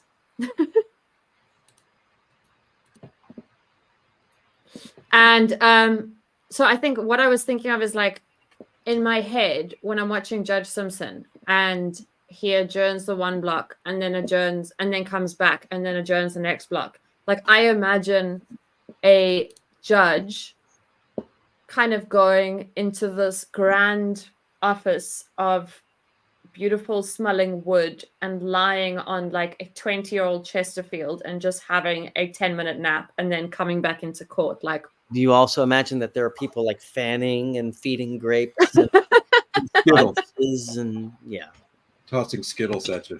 there you go. No, nothing elaborate like that. It doesn't. So how many bags of Skittles do you usually go through a week? You really have no. Seems like every time you grab one, it's like, who ate all my Skittles? You can't fathom how much candy I go through. I'm always eating candy, lollipops and Skittles, and it's all day, and it's all the time. So it's just not. It's not just in court. It's when I'm out of court, and I have them in my car. I've got lollipops in like nearly all my suits. They'll sit, hanging, and I've got at least candy in all of them, just sitting there for whenever, Hopefully, no sticky mishaps where they melt in the Texas heat. Yeah, it happens all the time. It does. And at that point, whenever that happens, I'll go get it cleaned or something. But it does unfortunately happen. I'll forget something sticky like a Jolly Rancher, and I'm like, God dog. So yeah, no, it happens all the time too. I'm messy just like the next person, I don't know why I can't add our names at the bottom of StreamYard. Why it's not showing? There we go. If I pull up a comment.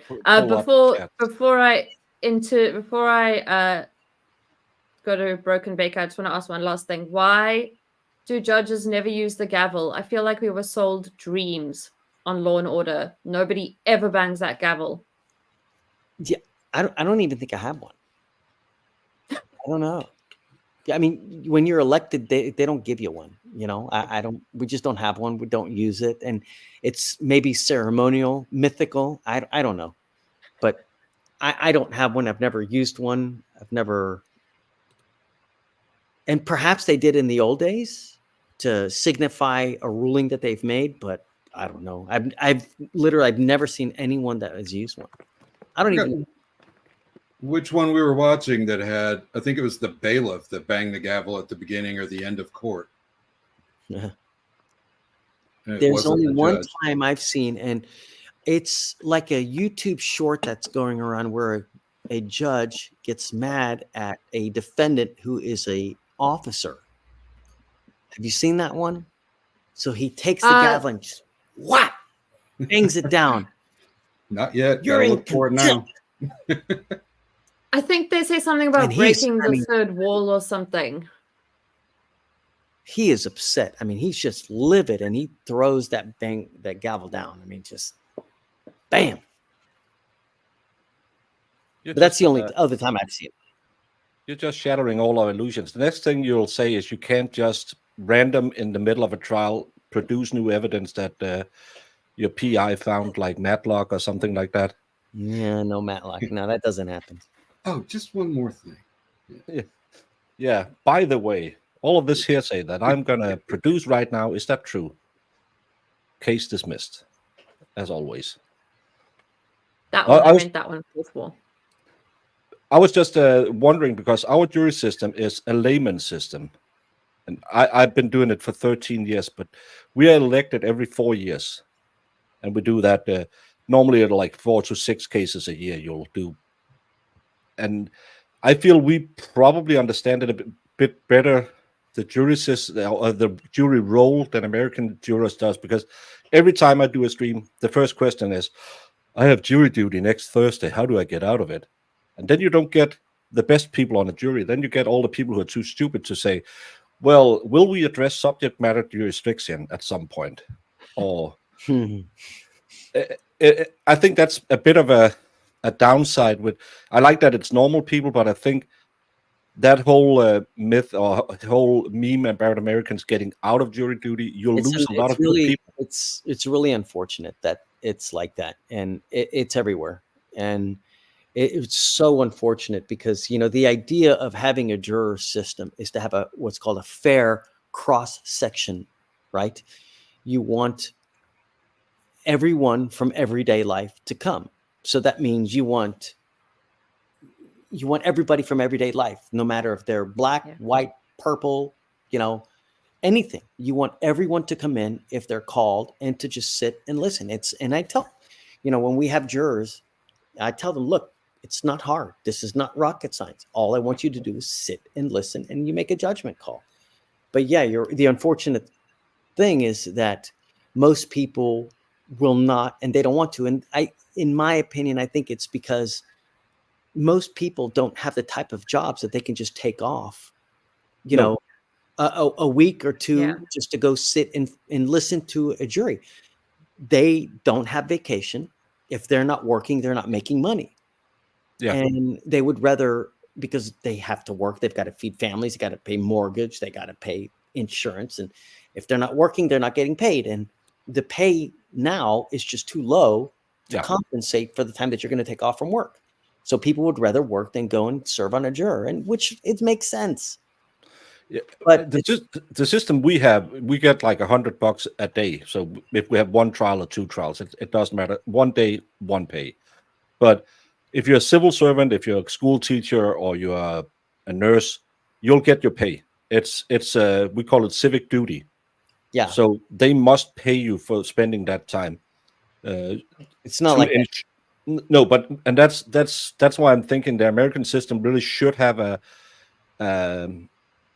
some kind of revamp of the jury system, because you see so many trials, and I always say, any trial we watch, we start out with at least 80% guilty.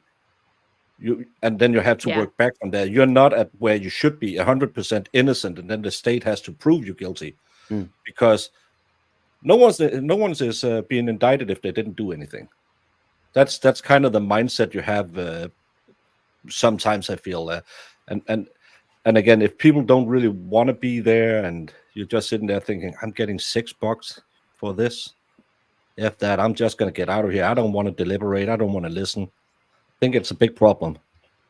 I think But the other problem is that, you know, for what you're saying, you'd have to, I mean, you know, money doesn't grow on trees. It's got to come from somewhere. So if you're going to pay jurors more, it's got to come from somewhere. So what do you have to do? You got to raise taxes, but yet people don't want to raise taxes, right?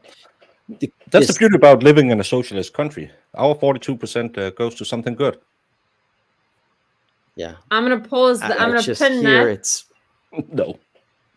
I'm gonna pin that because I don't want to be modding chat with politics, and American politics scares the life out of me because debates get intense. Yeah, and you know what? You're right. There's I don't a lot know. of people I here don't know too. I don't know what kind of issues you may have in the event that YouTube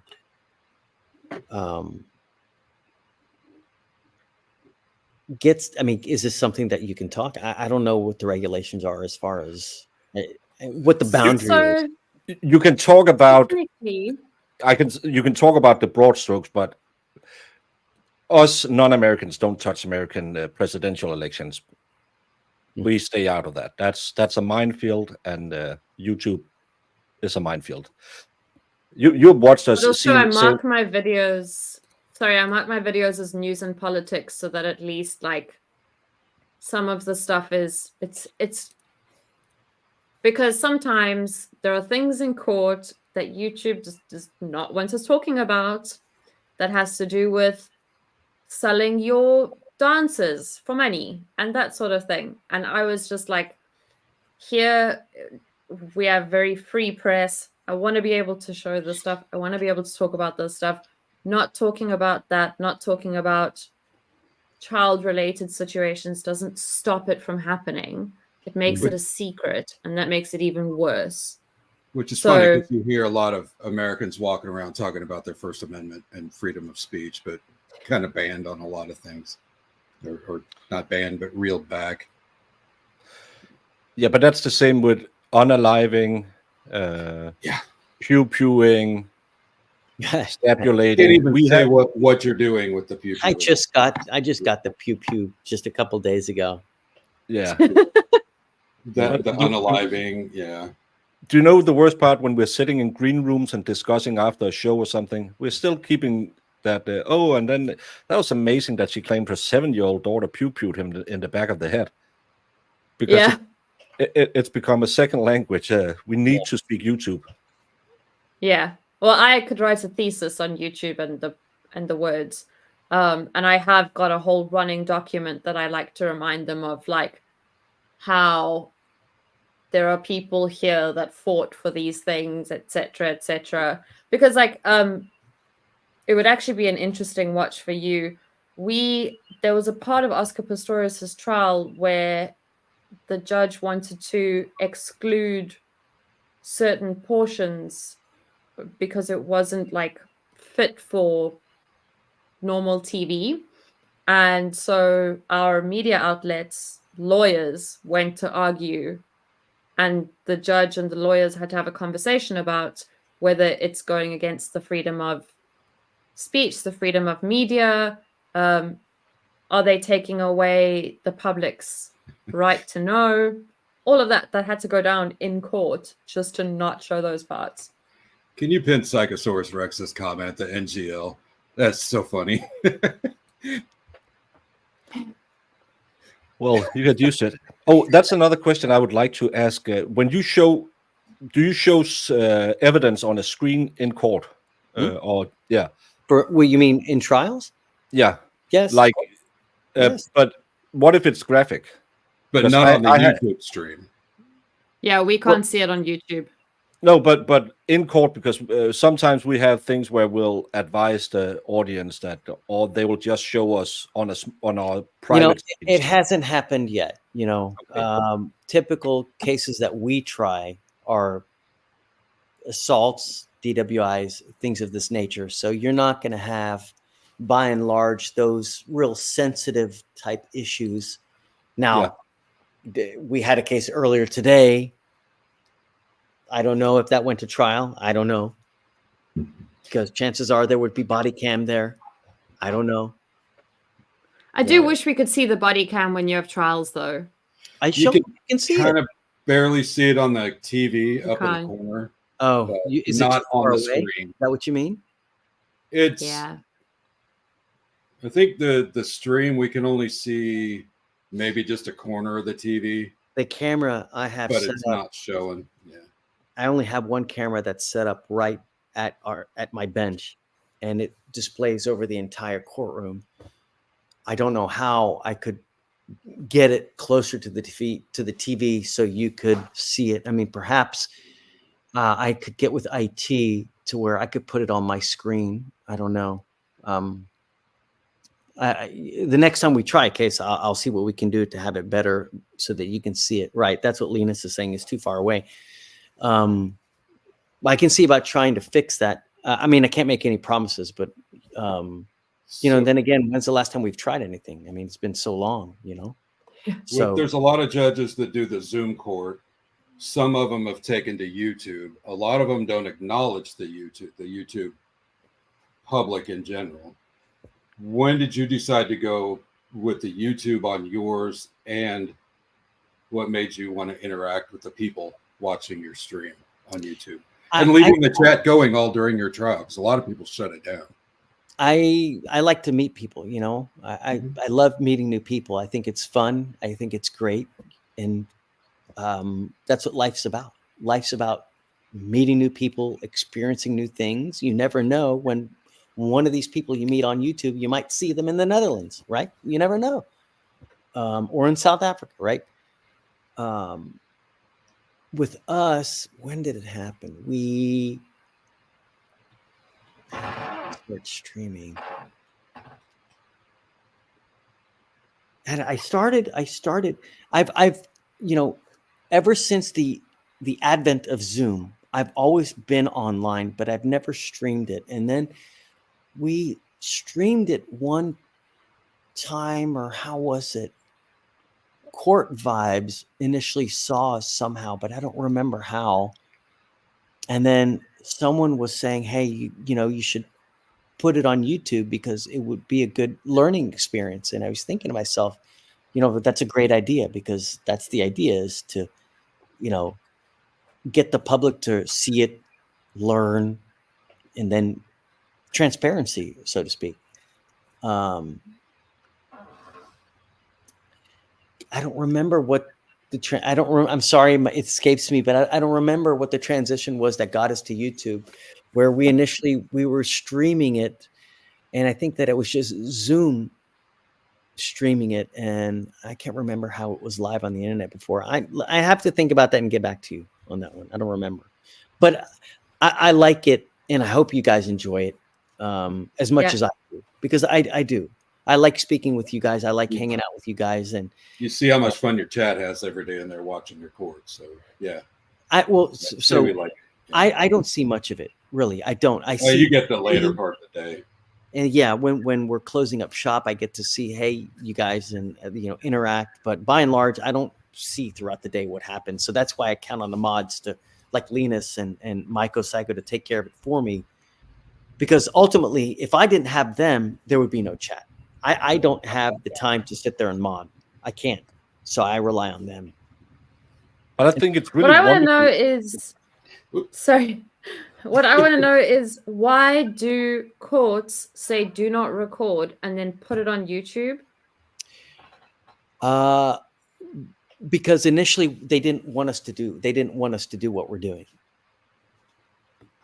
You know, it wasn't something that it wasn't supposed to be like this, right? I never really had the intent to, hey, let's just put everything out in the internet verse, so to speak. It just kind of Yeah. morphed into this. And initially, they didn't want us to really have anybody record the proceedings. And it got to the point where people were recording it and sharing it regardless. And so I went to admin. I'm like, well, I mean, why do we have even don't record there anyways? It just doesn't make any sense. So I asked them to take it off, and they ended up taking it off. But the initial intent was that they didn't want any one of the proceedings to be recorded. But I thought you still said it, because there's still people that come in here and say that says do not record. I know, and you're going to that's get in trouble. And that's what they initially thought, and that's what I wanted it taken off, because I don't want people to think that they're going to get in trouble. You know, I don't mind if people share it. I mean, what you see happens every single day. We've got nothing to hide, and I want people to learn from it. But that's the thing I have seen. I started because, again, I've been doing this for a lot of years, so I started picking up the big cases. You know, the JD and AH, another thing we can't say on YouTube, the Rittenhouse, all that big. And then I started watching. We can't say Rittenhouse. He is okay. You're allowed to say. Can't his say name. the JD one. No, I didn't say that. JD and You're not AH allowed to- is off limit, which is stupid. Really? But yeah, but I think I'm when I started, I kind of took those weirder cases that no one was looking at, and I can see how much people are learning from just watching pro se litigants or judges, the different type of judges, and more people are coming in and saying, oh, yeah, the next time I get a jury summons, I want to be there because these are clearly doing it wrong and stuff. I think it's really good for the justice system to say, well, we're not railroading people. We are giving them a fair shake. We're open about it. It's that way. When you close the door and say, no, you can't look in, like in the Danish court, I can't record anything. You can do a written report after. I tell you that a lot of people don't share my opinion. A lot of people don't want to be on YouTube. They don't want to see. They don't want to expose what happens. They just don't. They don't want to do what I'm doing. There's a lot. No, but there was a lot of people who didn't like when horses had to go away from because the car was invented. So there's always that. Yeah. And let's be honest. Most judges have been around the block once or twice, and they might not be into all of that new fangled technology. The internet isn't really a thing, and they don't understand. We can have 300 people just watching some court. Your proceeding, yeah, you see your own numbers. It's so many people want to learn about it, want to see trials, want to understand what happens. So that's why I think it's great. That's why we do it, so that everybody can get to see what we do every day, and hopefully I can do it for a long time. I don't know.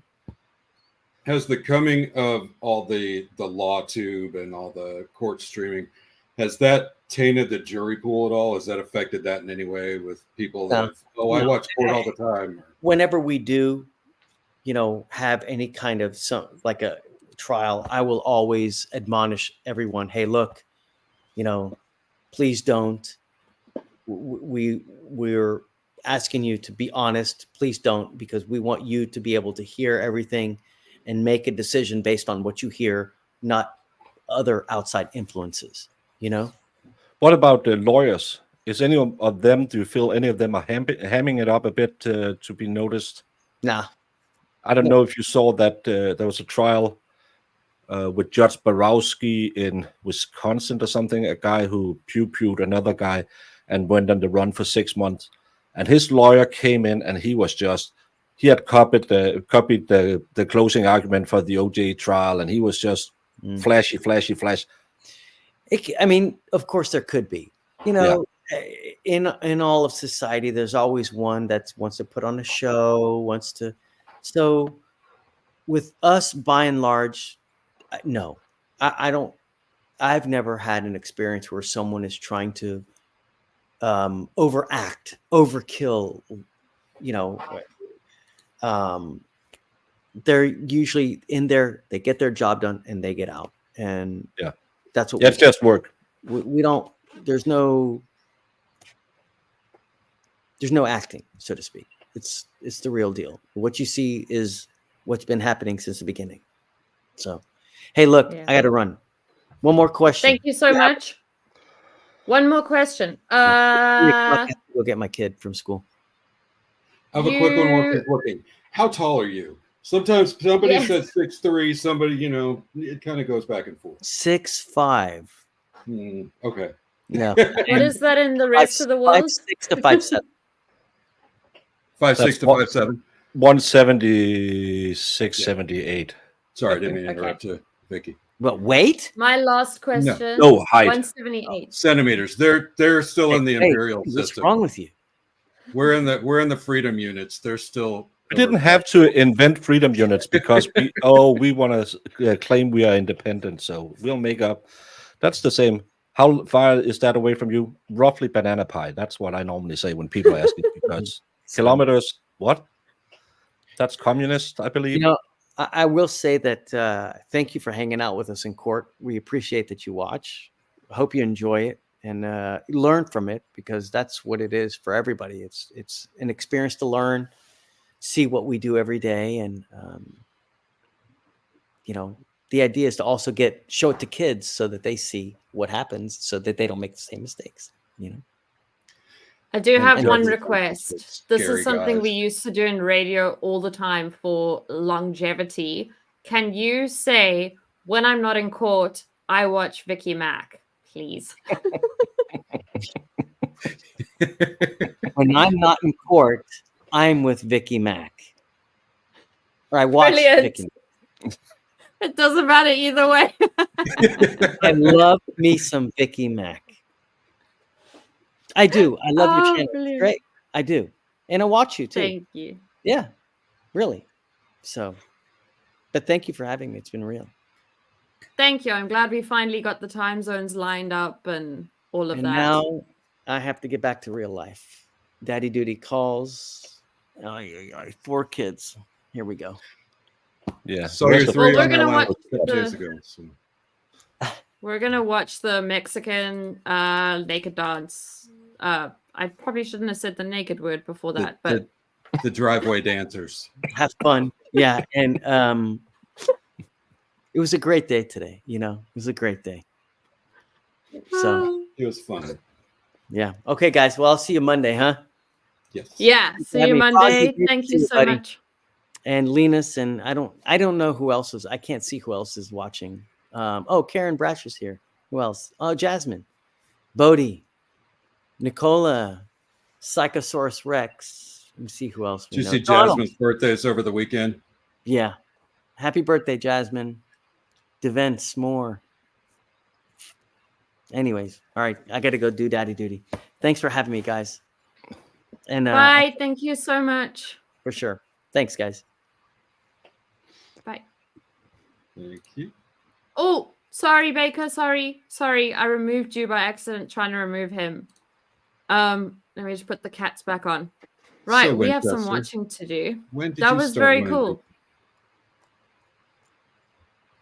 That's so cool that they acknowledge that they have an audience out there. I really like that Yeah. because, of course, there are those people who, technology is bad, but Well, then you get those that all of a sudden they have a viral clip on YouTube and they start pulling all the videos down yeah, and want to just unacknowledge that they're part of YouTube. But have you followed the My Sugar Babe, Sarah Boone? Yes, I fight for my life with Sarah Boone because, in my opinion, she is the classic example of trial by media. Well, I think trial by taping you laughing at a dying man, probably. But Here's the thing, though. Here's the thing. She says in the video, this is what it feels like when you strangle me. And statistically, a person who strangles their partner is 750% more likely to murder them within the year. yeah, but there's also that little problem. Both of them had a lot of DV because she tried to strangle him earlier. So it's going to be very interesting. It's not Sarah Boone. She's going to make me $1 million. She said so, and I'm in love. She sent me a little the other day, and I felt it was for me. But that lawyer she picked up, when you said those people who go viral, I am very afraid he's a guy who is doing it for clout. That's my biggest Probably. problem. Because I watch a lot of court TV and watch a lot of YouTube. I'm thinking, yeah, he want to be Emily D. Baker. Sit there and on YouTube and be famous. And I'm kind of afraid that no matter what, she should have the best possible defense, no matter how innocent or guilty we think she is. Everyone deserves the best possible defense. But I'm just afraid that guy is there to get clout and pop off a YouTube channel on the back of Sarah Boone. So I kind of wonder then, is that a bad thing? Because, hear me out, he will not get equal clout if he doesn't win. So him wanting clout, could it make him fight harder? Potentially. Potentially, but it's kind of like Psychosaurus Rex. Will he go into gray areas of ethics to maybe try and ham up and get that moment every one of us will show and will be on every clip? That's just my problem is, that's why I asked if he had ever felt that some lawyers tried to act up for the camera, because we've seen that with politicians and journalists. They kind of forgot who they were, what role they were playing with being the guardians of each other. And I'm just afraid that some of those lawyers who think, and again, you know how hard this is in the real world. Everyone thinking you're sitting on your butt and just watching a court stream. But it's sometimes a little tough, and sometimes you cover some cases that's not that fun. And it takes a long time to get people to start following you. It's not instant. So and then also like the whole monetization process is pretty difficult. There's weird things like, for example, YouTube sends the address verification by snail mail. We don't have a postal service here. So now I have to like figure out, I have to wait for the 4 tries to come around before they'll do it another way. So I'm not getting paid any of my AdSense until that's figured out. And like, that's a lot of admin. Like, chatting with YouTube support is so time consuming. It's difficult. I got a strike or a third-party warning on a pool feed, which is illegal. You can't put in any copyrights on a pool feed. It must be open to all. But Sinclair Group had done it. Emily D. Baker got taken down. I got taken down. Got a 90-day warning. If I ever do it again, bang, 1 week off. I called them and said, I appealed. They said denied, and I put in fair use and it's illegal. So there's 2 ways out of this. They uphold it. And I said, F it, I'm going to write support. I went through 3 managers. One of them admitting that YouTube didn't care that the law was broken. They would uphold my strike. The last one said, okay, we'll look at it again.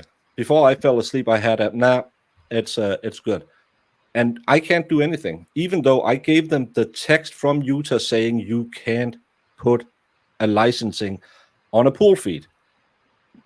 It took me 2 hours, and I still have 9 days. There was a day last week where I had a notification that they had a problem with false strikes, and there were a lot of people who had a false strike. Yeah. But they didn't reverse it. Yeah. And the good old you had a great stream, let's turn it yellow until tomorrow, so all your first revenue takes. That's why everyone who comes in here and think you're becoming a millionaire ain't gonna happen.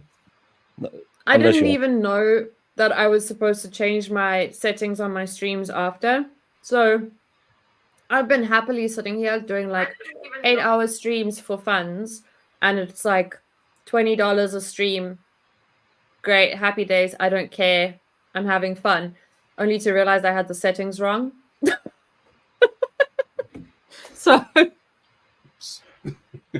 But that's the thing again. They just tell you now you can monetize. Okay, I'll do that. And then you're sitting here, you don't know anything about it. But again, we can't complain. We are lucky. We have lovely people super chatting us, and we are blessed. There's people out there who has it way worse than we have. So we should always remember, no matter how much we hate certain days, we have wonderful fans. Absolutely. Speaking of that, I want to do this. I haven't done this in a while.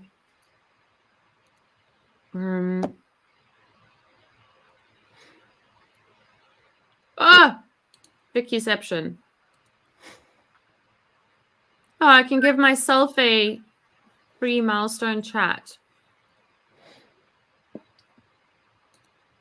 Oh, I can't do that because I had my own personal YouTube, so I'm a brand channel, so I don't get those free giveaways. Oh, no, I couldn't figure out the membership, so I joined my own as a member. So now I've got a membership on my own. Hey, Lisa. Okay, listen, we're really going to have to watch this because I need to run and grab a charger. Yeah, and I need to get to bed. It's 10 o'clock, and I have a show at 5 in the morning. So thank you so much for having me on. But you were supposed to, I was supposed to send everyone to you after this.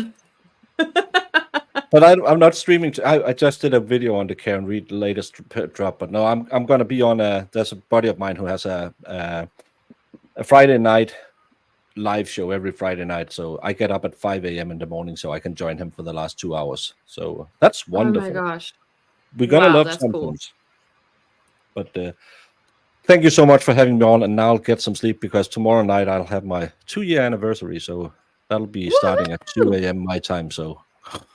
Oh, that's 2 a.m. my time too then. Aren't you behind in front of me?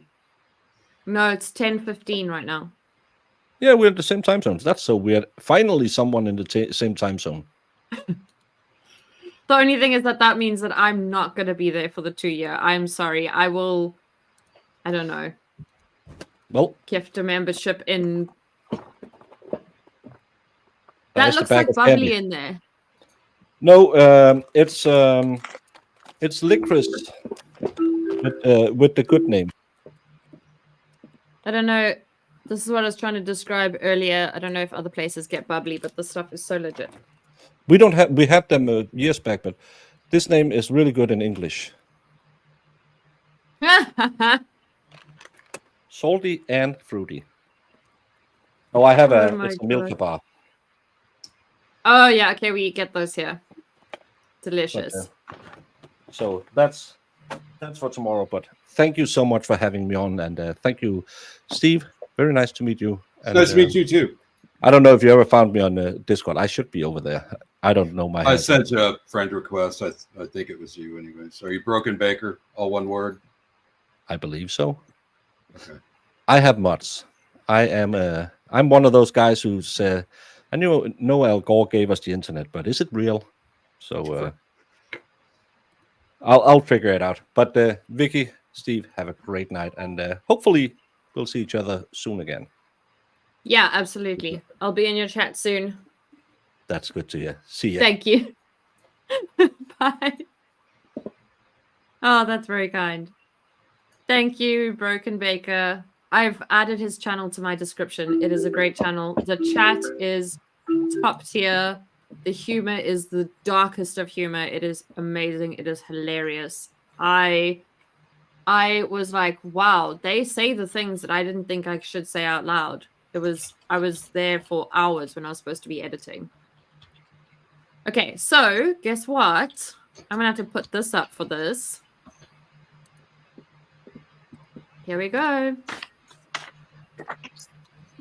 Well, here's one we haven't seen in a while. Good morning. Yes. Good morning. Both of you are charged with public lewdness.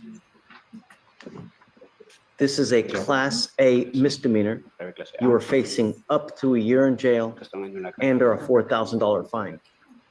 We are going to do probable cause. You have the right to remain silent. Anything you say can or will be used against you. You have the right to have an attorney present. If you cannot afford one, one will be appointed to you. September 1st, 2024, officers were dispatched to 4220 Vincent regarding a criminal trespass incident. The police dispatch advised that the homeowner arrived at his residence and discovered a red Toyota Corolla parked on his driveway with 2 occupants inside the vehicle. The homeowner told the occupants to leave and they did not comply.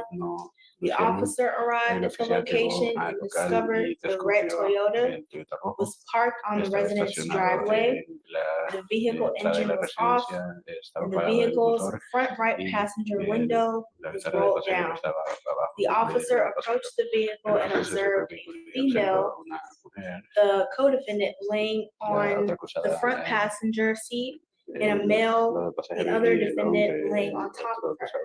The front passenger seat was reclined all the way back. The co-defendant's lower body was nude with her vagina exposed. The other defendant's lower body was nude as well, with his erected penis exposed and touching the co-defendant near her vagina. Officers ordered both individuals to stop their actions and exit the vehicle. The individuals did not comply and they continued with their actions. Both defendants were detained. Really? Both defendants were detained. Both individuals were intoxicated with slurred speech and red glossy eyes. Both individuals could not keep their balance and needed assistance walking. Both defendants were secured in the back seats of the police vehicles. The homeowner said he arrived at home at approximately 1:15 a.m. and discovered the red Toyota parked on his driveway. The homeowner said that he did not know the individuals and he saw a male and a female kissing while sitting on the front right passenger seat.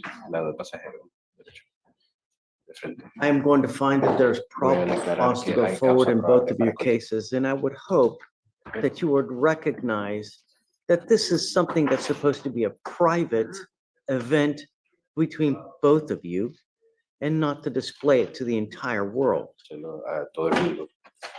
I am now making it a condition on both of you guys not to consume alcohol or illegal drugs. I'm going to randomly test each of you. If I find that you're consuming alcohol, I'm going to put you in jail or illegal drugs. Likewise, I'm ordering you not to have sex in public.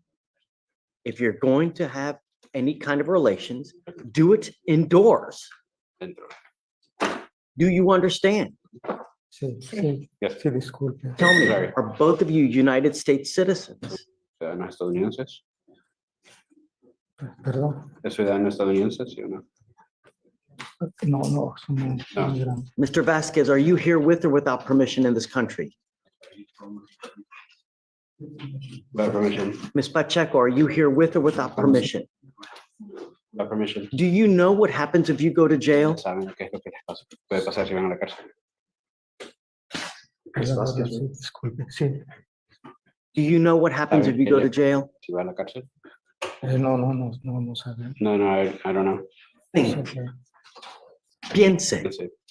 ¿Qué pasa si te ponen en la cárcel?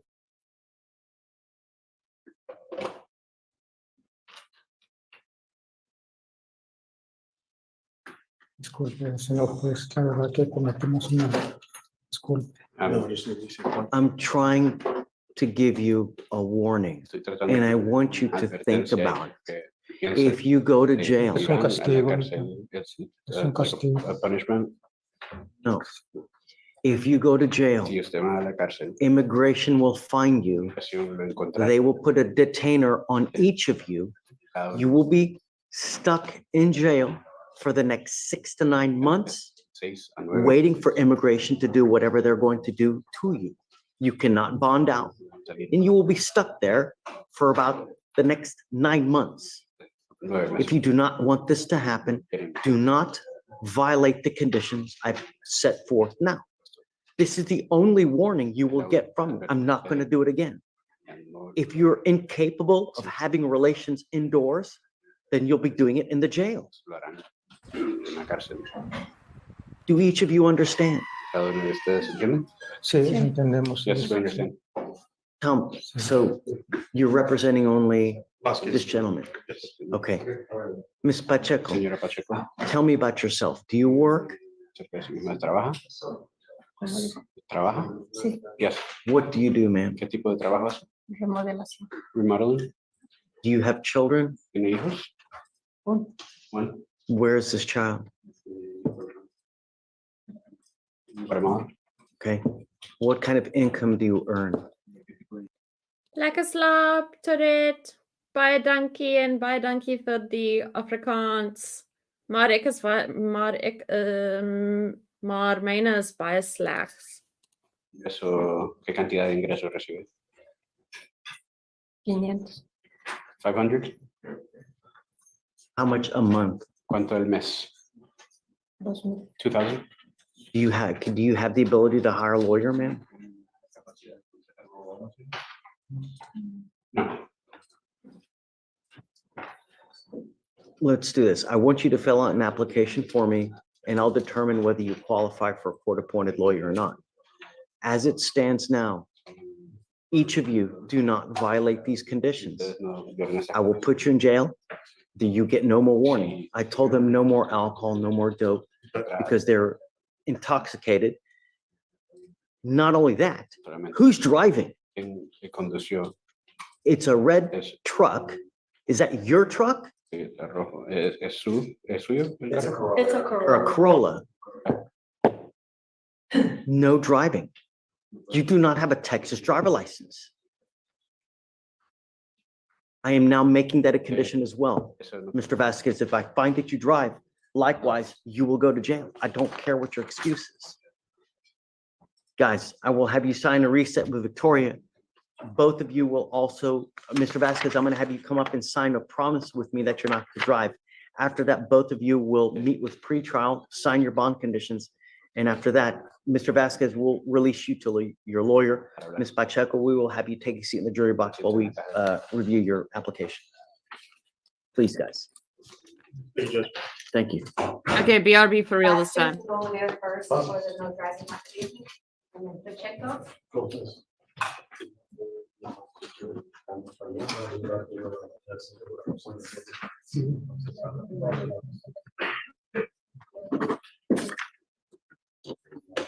Man, there must have been some stank in that car. God. At least the window was open. Reminds me of that one song, Steamy Windows. Was it, what's her name? Who sang that? Steamy Windows. You know what I'm talking about? Come on. Tina Turner. That's it. Come, stop. Don't even go there.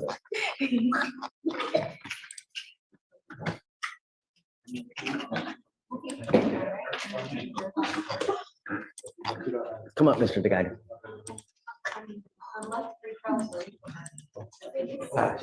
I know that you have somewhere to go. Okay. Do you want to do that now? Yes, I was going to say, if I could just run and. Yeah, whatever you need to do. Happy to do it. Set to 1, and then that'll give us time to complete the clip. Oh, wait, say that again? By 10 o'clock, the TRO. Okay. And I'm going to cross the street and get it moved to 1, so we can do the clip. Okay, yeah, happy to do it. Take your time. Yeah, for sure. I'll be right back, thank you. Okay, Maybe excuse. All right, Judge, you ready for the next one? let's do it. All right, page 4, Campos, Alfredo, come on up. So,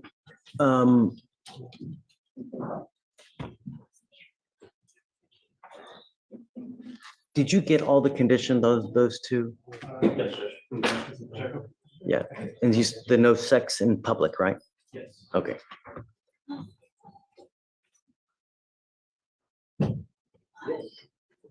And you can waive the fees on everything as well, please, on everything. Vic, what page? Page 4. Are you Alfredo Campos? Yes, sir. Mr. Campos, you're charged with driving while intoxicated. You're facing up to 6 months in jail and or a $2,000 fine. We are going to do probable cause. You have the right to remain silent. Anything you say can or will be used against you. You have the right to have an attorney present. If you cannot afford one, one will be appointed to you. Hey, after this, Vic, let's do the translator, huh? On page 1, Arabic. Okay. All right, you ready? Please. On August 30th, 2024, a traffic stop was initiated for failure to signal a turn at 2 different intersections. An officer noticed the slurred speech, glossy eyes, strong odor of alcoholic beverage, and poor balance. The defendant was observed leaving the Danny's Tavern Bar, where the defendant advised that he had one to 3 Corona beers prior to driving. The defendant is underage, 20 years old. One open container of the 12-ounce Corona was found in the front center console cup holder, which was 3/4. Drinking while driving. The beer was 3/4 full and cold to touch. Standard field sobriety test showed 6 out of 6 signs for the horizontal gaze test. The defendant refused the walk and turn and the one-leg stand test.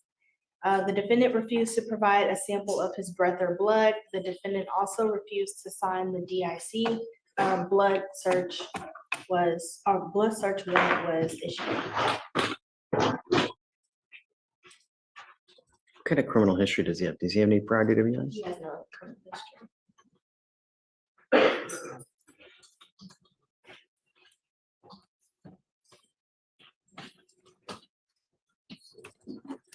Mr. Campos, I want you to understand something, that it's damn elementary for you not to have alcohol in the car while you're driving. I am finding probable cause and I am now taking away your privilege to drive. You are not allowed to drive any vehicle for any reason, and you will now be signing an affidavit with me today. This is a promise you're going to make to me now that you're not to drive. If I find that you drive, I will have a contempt hearing. You'll be facing an additional 6 months in jail and a $500 fine every time you get into a car and drive. You cannot justify any reason for driving. Do you understand? Yes, sir. I'm also ordering you as a condition of your bond not to consume alcohol, illegal drugs, or unprescribed controlled medication. You will be randomly tested. If I find that you're consuming alcohol or any kind of dope, likewise, you will go to jail. No more PR bonds for you.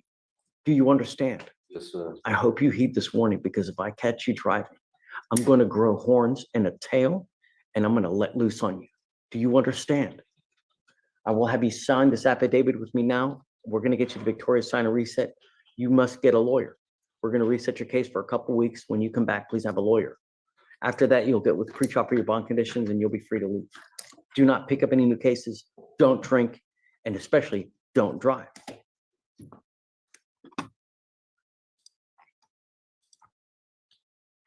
The interpreter is here for page 1, top of page 1. Okay. Asalkini, come up.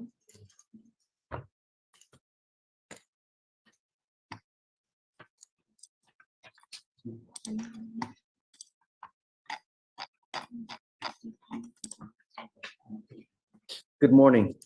صباح الخير. صباح النور. I have a Good morning. translator here for you. أنا مترجمة راح أكون متواجدة معك. Okay. You were charged with assault of a family member.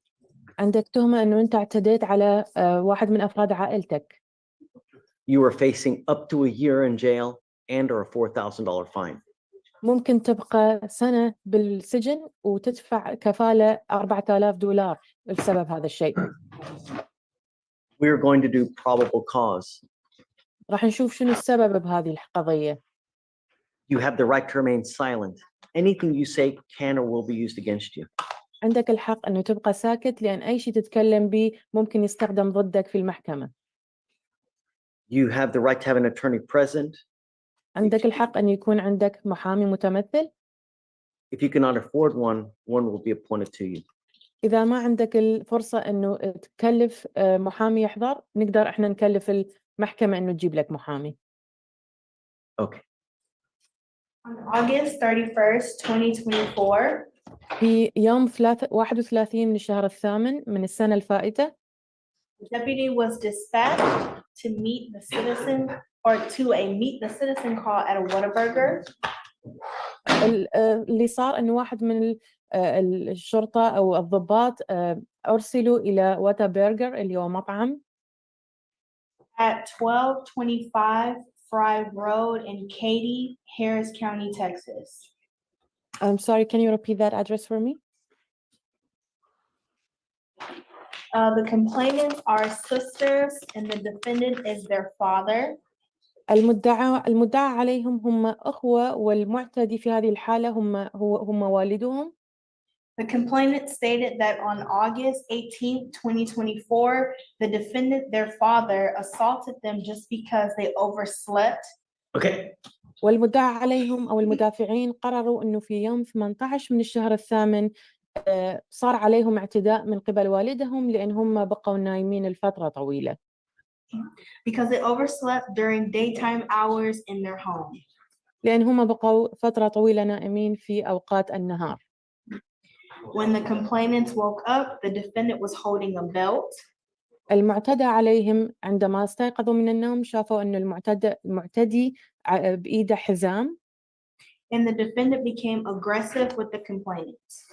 والمتهجم عليهم أصبح نوعا ما وحشيا معهم بالتعامل. One of the complainants tried to leave the house when the defendant struck her. واحدة من المدعى عليهم قالت أنه كان لازم أنه تطلع من البيت عندما حصل هذا الاعتداء. The defendant struck her with the front door, causing pain and a laceration on her forehead.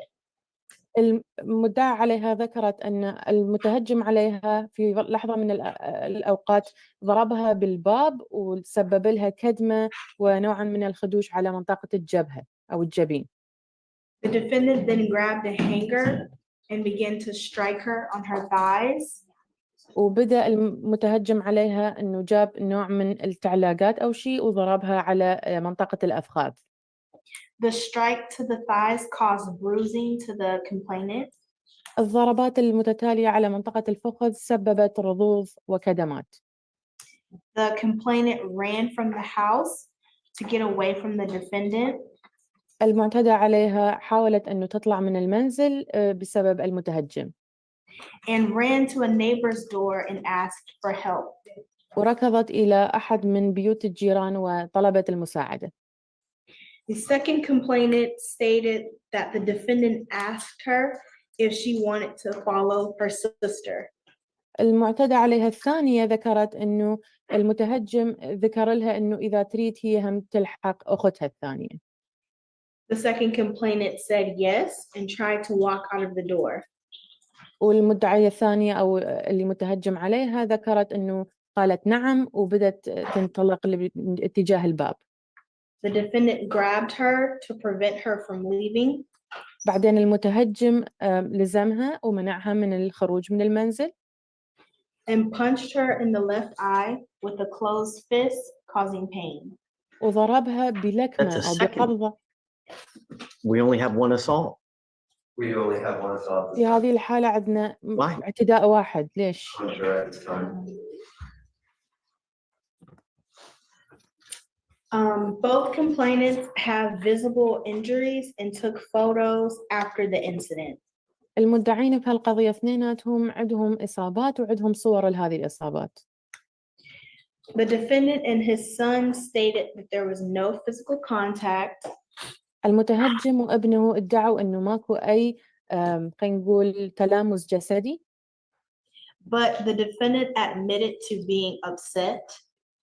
لكن المدعين ذكروا أنهم أو المتهجمين ذكروا أنهم كانوا ضايجين نوعا ما أو زعلانين من الموضوع. Because the complainants were still asleep during the daytime. لأن المدعين ذكروا أنهم كانوا نايمين بوقت النهار مثل ما ذكر. All of this just because of oversleeping. كل هذا اللي حصل فقط لأنه Such a shame. زيادة بالنوم الأطفال. I'm finding probable cause on your case. شنو السبب أو السبب بهذه القضية. And I want you to know أريدك تعرف I will protect every single person of Harris County. راح أدافع عن كل شخص موجود بمقاطعة هاريس. I don't care if it's your daughter, your son, your mother, grandmother. أنا ما أهتم إذا هذا الشخص ابنك، بنتك، بيبيتك أو أي شخص ثاني. If I find that you lay a hand on any single person ever again, إذا I'm gonna عرفت lock إنه you أنت up. ماد إيدك على أي شخص مهما يكون راح أحاسبك على هالشيء. I will lock you up so fast your head will spin and explode. راح أخليك بالسجن بسرعة بحيث أنت ما تستوعب هالشيء، بحيث راسك يفتر. As it stands now, there is a protective order that has been issued in this case. حسب الموجود حاليا أكو أمر بعدم التعرض موجود بالقضية. I am ordering you not to have contact with either of the complaining witnesses in this case. بدي أنطيك الأمر أنه ما يصير أي تلامس بينك وبين المدعين في هذه القضية. There is a protective order. So if you should so much as even have a text message or a 1-second phone call, إذا صار أي نوع من التواصل بينك وبيناتهم، لأن أكو الأمر بعدم التعرض، سواء كانت ثانية من الاتصال أو أي تكست مسج أو رسالة نصية. I believe the complainants live in the house. I don't care. There's a protective order. He cannot go back to the house. أنت ما تقدر ترجع للبيت لأن أكو أمر بعدم التعرض. I mean, I understand if you've already spoken to them. I don't care. I'm أنا أعرف barring أنتوا him from حاكين going to the وياهم house. وأنا ما يهمني، أنا ما أقبل منك إنه تروح لذاك البيت. You are not to go within 200 feet لازم ما تروح بقربهم المسافة 200 of قدم. 5918 Coyote Echo Drive in Katy. تقول بالعنوان اللي هو 5918 كويوتي. Do you understand? تفتهم هالشيء؟ If you violate this, the state will file additional charges against you. إذا ما تقيدت بهذه الأوامر الولاية راح تحكم عليك بشغلات إضافية لازم تلتزم بيها. For now, I will have you sign a reset with Victoria. حاليا راح أخليك إنه توقع أوراق ويا فيكتوريا. After that, I'm going to have you take a seat in the jury box. وبعد هالشيء راح أخليك تقعد بصندوق المحلفين. I'm going to have additional bond conditions for you to sign. وراح يكون عندي شروط إضافية للكفالة في هذه القضية لك حتى توقعها. Those bond conditions are no contact and no weapons.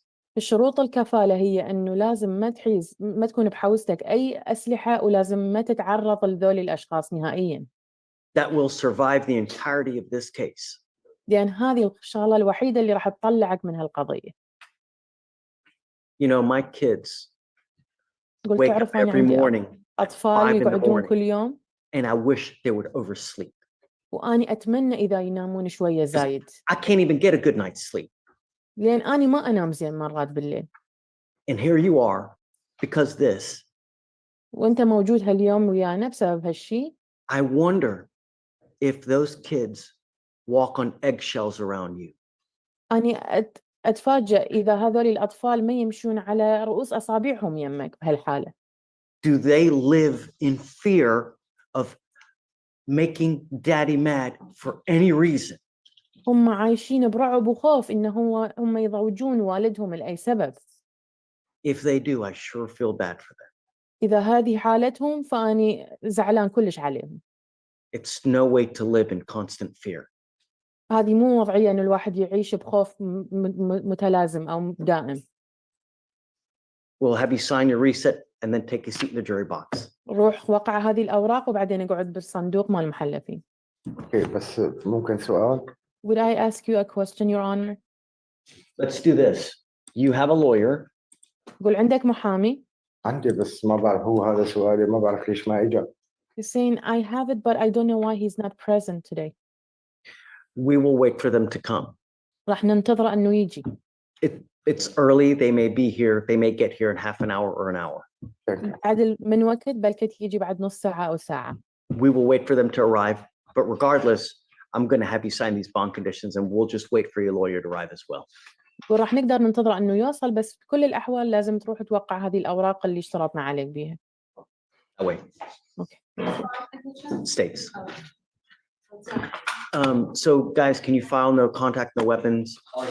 Also on the reckless driving, we have several of those. I think, can you also file conditions on both of those cases that we did earlier? No racing, reckless driving, donuts. Thanks. If the no driving affidavit was signed with. That's just for driving purposes. Okay.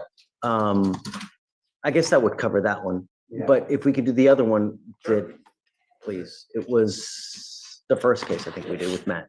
Okay. Council is here for page 6, Estrada. Do you mind just hanging on in the event that the lawyer, when they get here? Absolutely. They get here. If they don't get here within the next like 30 minutes or so, I guess we'll just let you go. Do you have somewhere else to go or something else to do? Right No, I'm available for your honor. I don't have anything, so Yeah, we'll absolutely. wait just a little bit and then. Sure, hopefully, absolutely. Right. No problem. Page 6 and 7, Estrada. Good morning, Mr. Estrada. You're here for Mr. Levine. I take Yes, it. Your Honor. How are you doing? Good morning. Good, good. Mr. Estrada, you're charged with 2 cases. You're charged with driving while intoxicated. You're also charged with unlawful carrying of a weapon. On the gun case, you're facing up to a year in jail and a $4,000 fine. On the DWI, you're facing up to 6 months in jail and a $2,000 fine. We're going to do probable cause. You have the right to remain silent. Anything you say can or will be used against you. Okay. On September 1st, 2024, law enforcement officers observed the defendant's vehicle traveling at 62 miles per hour in a 40 mile per hour zone at 6300 block of Highway 6 in Harris County, Texas. Slowing upon reaching a red light, suddenly turning without signal and continuing for approximately 100 feet. A traffic stop was attempted. The defendant ran multiple red lights while traveling at approximately 100 miles per hour in 40 to 45 miles per hour zones. A felony stop was conducted after the defendant surrendered. The law enforcement officer located a Glock 19 handgun wedged between the driver's seat and center console in plain view. The law enforcement officer also observed red glossy eyes, slurred speech. Standard field sobriety tests were administered, to which the officer observed 6 out of 6 signs for the horizontal gaze test, 3 out of 8 signs for the walk and turn test, and 0 out of 4 for the one leg stand test.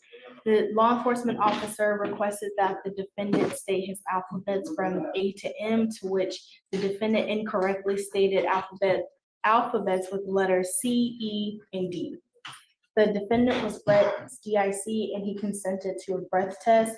The results were 0.085 and 0.085 again. The defendant was also identified with his Texas driver's license. Any prior DWIs? No, sir. Okay, Mr. Estrada, I'm going to find that there's probable cause to go forward with your case. I'm now taking away your privilege to drive. You are not allowed to drive for any reason. If I find that you drive, I will have a contempt hearing. You'll be facing an additional 6 months every time you drive. Do you understand? Yes, sir. You will be signing an affidavit with me today promising me you're not going to drive. I don't care what's going on in your life. I don't care what your excuse is. You can't justify any reason. Do you understand? Yes, sir. I'm also ordering you as a condition of your bond not to consume alcohol, illegal drugs, or unprescribed controlled medication. I'm going to randomly test you. If I find that you're consuming alcohol or dope, likewise, you will go to jail. No more PR bonds for you. Do you understand? You have a lawyer. It's your responsibility to stay in touch with them. They will tell you when you have to come back to court. You pick up a new case, consume any kind of dope or alcohol, and the worst possible thing you can do in this short life we have is get into a car and drive, because you will be given a lengthy jail sentence. Do you understand? Yes, sir. I'm going to have you come up here, swear test you're not going to drive. We'll get you to sign a reset. You'll get with pre-trial for your bond conditions. Then you guys are free to go. Thank you, Your Honor. Thanks, guys.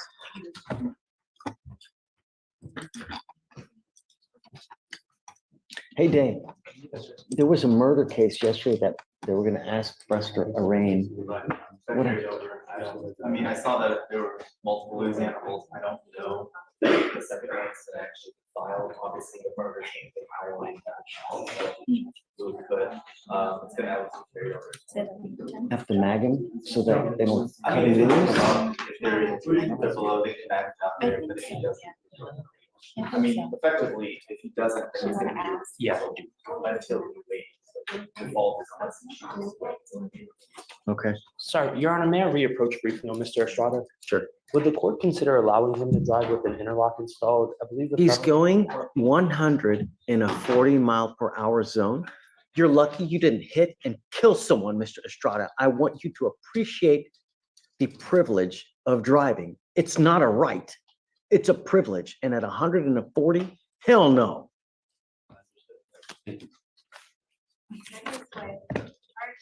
Judge, page 4, Caesar, come on up.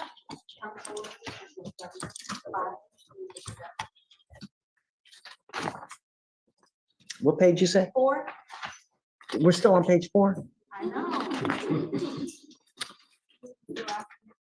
know. Caesar. Yeah. Are you Kevin Caesar? Yes, sir. Mr. Caesar, you're charged with illegal dumping. Yes, sir. You're facing up to 6 months in jail and or a $2,000 fine. We're going to do probable cause. You have the right to remain silent. Anything you say can or will be used against you. You have the right to have an attorney present. If you cannot afford one, one will be appointed to you, sir. Okay. On July 27, 2022, the defendant was seen on surveillance video illegally dumping 4 automobile tires on the side of the road. That is not an approved landfill.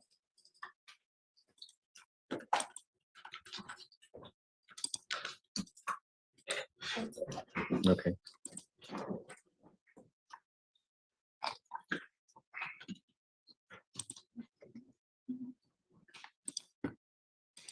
Mr. Caesar, I'm going to find that there's probable cause to go forward with your case. Yes, sir. Do you have a Texas driver license, sir?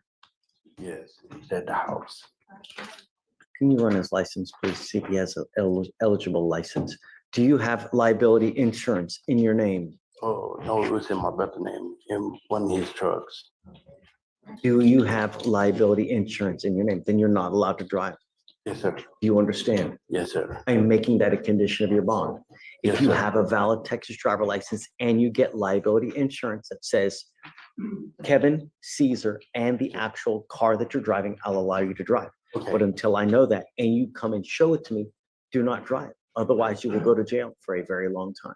Yes, sir. Do you understand? Tell me, what do you do with yourself these days? Okay, so you work full-time or what? Every day. How much money do you make a month? It close to 35 a month. How much? 35 a month. 3,500. Sir. Okay, we're gonna reset your case to give you time to hire a lawyer.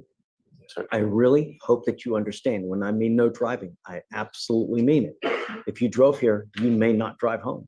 Yes, sir. Do you understand? Yes, sir.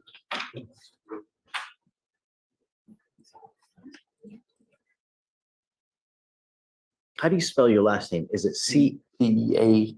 It's C-A-E? C-E-A-S-A-R. That is right, C-A-C-E-A. S-A-R. Okay.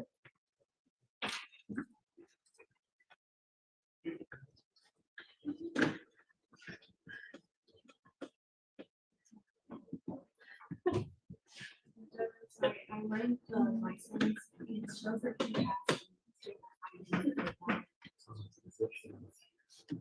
You don't have a Texas driver license. Okay, then you can't drive anyways. Don't Yes, sir. drive, Mr. Caesar. Yes, sir. I mean, I don't know how you're gonna do this if you got a lawn service, how are you gonna get from point A to point B? My brother, we both should be driving Okay, most of the time. just, you better ride shotgun. Yes, sir. All right, I'm gonna have you come up here, swear test that you're not gonna drive. I'm gonna get you to Victoria to sign a reset. We're gonna get you out of here to hire a lawyer, sir. Next is page 6. Cuello, C-U-E-L-L-O.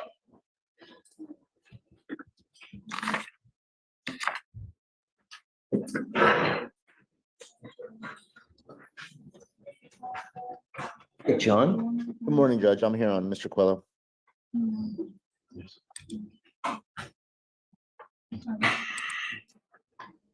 Jerry. This one.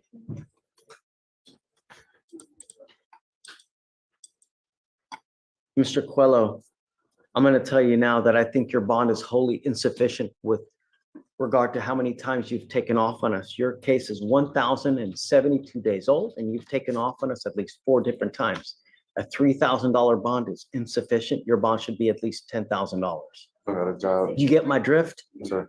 You're charged with assault of a family member. You're, like I said, your case is 1,072 days old.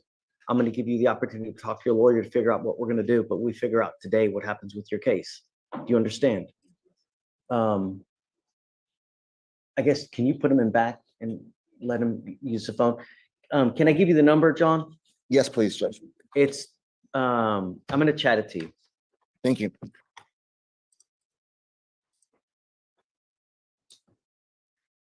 Yeah, he goes back there, right. Hey, my brother's up there. Hey, is it 3198? The number for John to call, 98?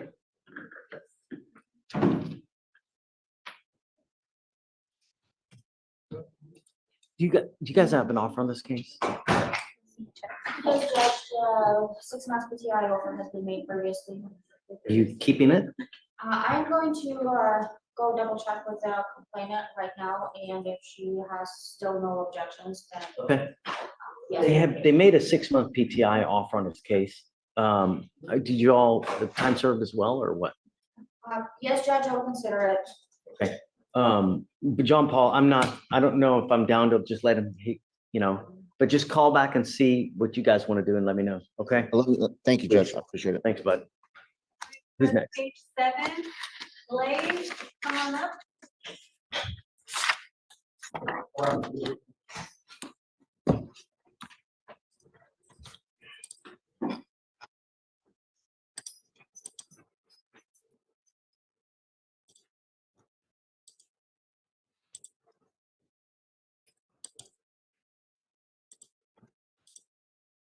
Good morning, Mr. Glaze. How you doing? Mr. Glaze, you're charged with criminal mischief. You're facing up to 6 months in jail and or a $2,000 fine. We are going to do probable cause. You have the right to remain silent. Anything you say can or will be used against you. You have the right to have an attorney present. If you cannot afford one, one will be appointed to you, sir. On July 4th, 2024, officers were dispatched to an address and spoke with a complainant who was the defendant's mother, who said that he has been harassing her. She explained that he came to her apartment, forcefully banged and kicked on her front door, causing damage. The complainant stated that the cost to repair the door would be $200 and that she felt threatened and was in fear of her and her family's life. The defendant explained that his mother lied on him. So it's mom. Yes. She want him around or no?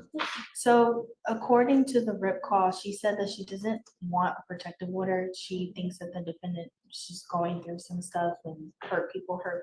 So she's okay with this. Just hurts people. That's what she said. You better not. Never that, sir. It's never that. It's I'm issuing a protective order regardless.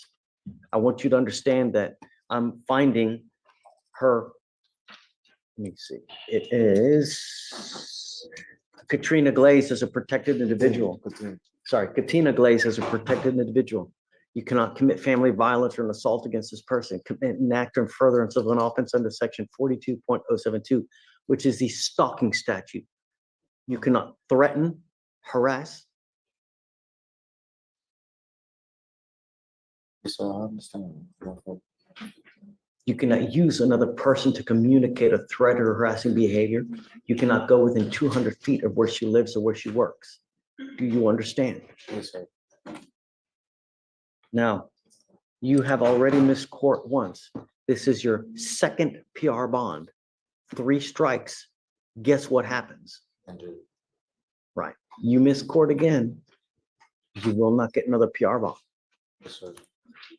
Mr. Glaze, tell me what you do with yourself these days. I was doing hot shotting when they I was in San Angelo when they took me in. Basically, I was out there for like five, 6 days. Then Harris County came and got me from out there. But I do hot shot, do trucking. So you drive for a living? Yes, sir. Do you have a Texas driver license? Yes, sir. Run his license, please. Do you have insurance in your name? It's just through my family's vehicle. No, no. Does the insurance say Devontae Cantrell Glaze? Then you can't drive. You ain't got no license. You don't have insurance. It's a business with my family, so it's two people. It's my uncle's truck, but I help drive. I got a driver's license. I need to know that you're also insured before we're gonna let you drive them. I want to see that your name is on the insurance policy. Do you understand? Sir. Okay. How much money do you make a month, Mr. Blaze?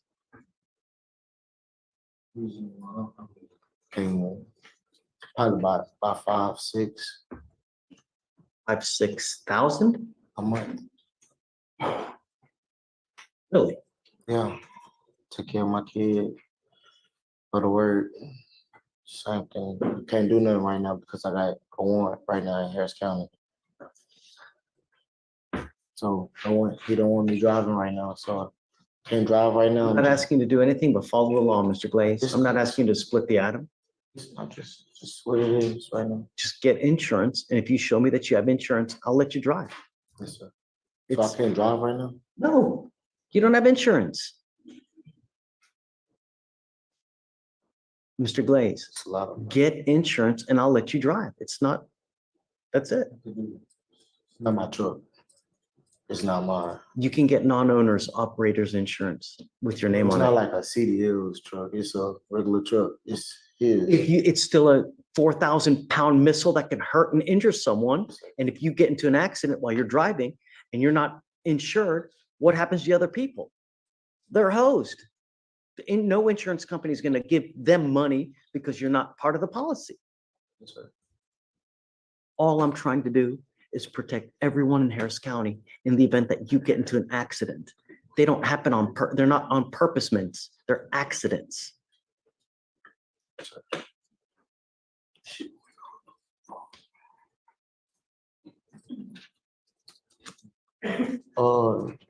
Didn't she say she ain't pressing no charges or something?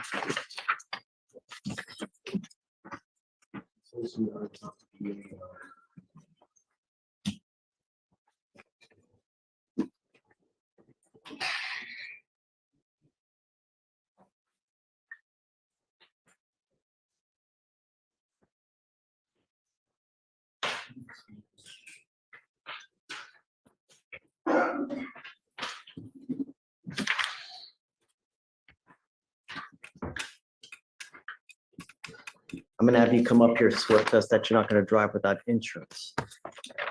If you get it, come back to me, show me that you have insurance with your name on it. I'll take this away. All right? Mr. Glaze, do you want to apply for an appointed lawyer? Okay, do you mind giving an application, please?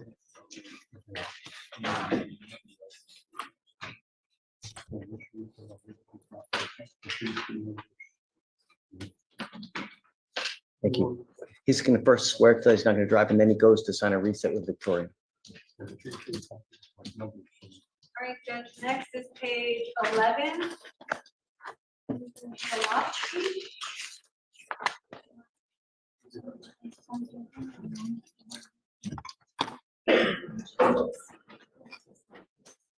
You know what, Ms. Bahat? Why don't we do this? Instead of you just waiting, you want to chat me your cell phone, and when they get here, I can reach out to you? It'd be easier Absolutely. so you don't just sit here wasting your time. No problem. Absolutely. That'll Yeah, work. if you want Thank to just chat me your cell phone, and then I can, I'll text you when the lawyer gets here, huh? Sounds great. I appreciate it. Thank you. Thank you so much. Thank you, Your Honor. For sure. Good morning, Mr. Kozlowski. So you're charged with assault of a family member. Yes, sir.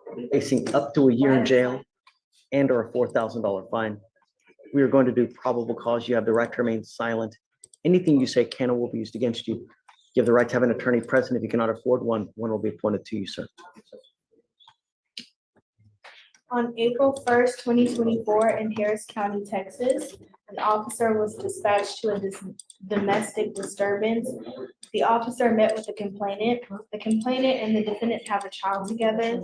The defendant and the complainant got into a verbal argument. The defendant pushed the complainant with his fist on her upper lip in an attempt to hold her face back, causing pain. The defendant took the complainant's phone. The complainant used her nephew's phone to call 911. So this assault is from April, right? And then he has now picked up a new felony case. Yes. What happened with that? Please. So, law enforcement officers observed a truck doing a burnout and then drive right into the traffic stop. Where it attempted to initiate a traffic stop. The vehicle evaded before crashing. The defendant was the passenger and surrendered. The driver of the vehicle evaded on foot. The defendant had a warrant for an assault on This a case. family member, yes, out of court 5. And on a search of the vehicle, or of the defendant, sorry, found 0.31 grams of cocaine on his person. Okay. Mr. Kozlowski, what do you do? How old are you? I'm 28 years old. What do you do for a living? I'm a rigger at Zachary Industrial in Pasadena on Red Bluff. So you have a full-time job? Yes, sir, 7 days a week. How much money you make a month? About $980 a week, so. Okay. I'm ordering you now as a condition of your bond not to consume alcohol or illegal drugs. I'm gonna randomly test you, and I'm gonna test you like crazy. I'm sending you now for a drug test because I want to know what, if anything, is in your system. Do you understand? Yes, sir, I actually have to go meet my lawyer for that case right after this. Okay. Yes, sir. Who is it?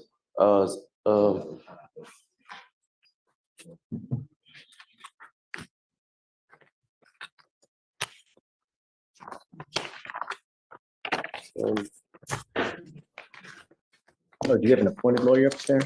Up there? Yes, sir. His name is Got it. Patrick Stallings. Okay, this is what we're gonna do, Mr. Kozlowski. I'm sending you for a drug test now. I'm ordering you not to consume alcohol or illegal drugs. Was he, you said he was the driver or? No, he was the passenger. He was the passenger, Yes. okay. Do not pick up any new cases. There's a protective order that has been issued in this assault case. Get to know it. Because if you violate any one of those conditions, they're gonna file additional charges against you. And I'm gonna tell you, I'm gonna light you up, you pick up a new case. Or if you test positive for cocaine or anything else, I'm gonna put you in a rehab facility myself. If you can't get away from the demons, I'm gonna force you to do it. Well, can I say something to the court, sir?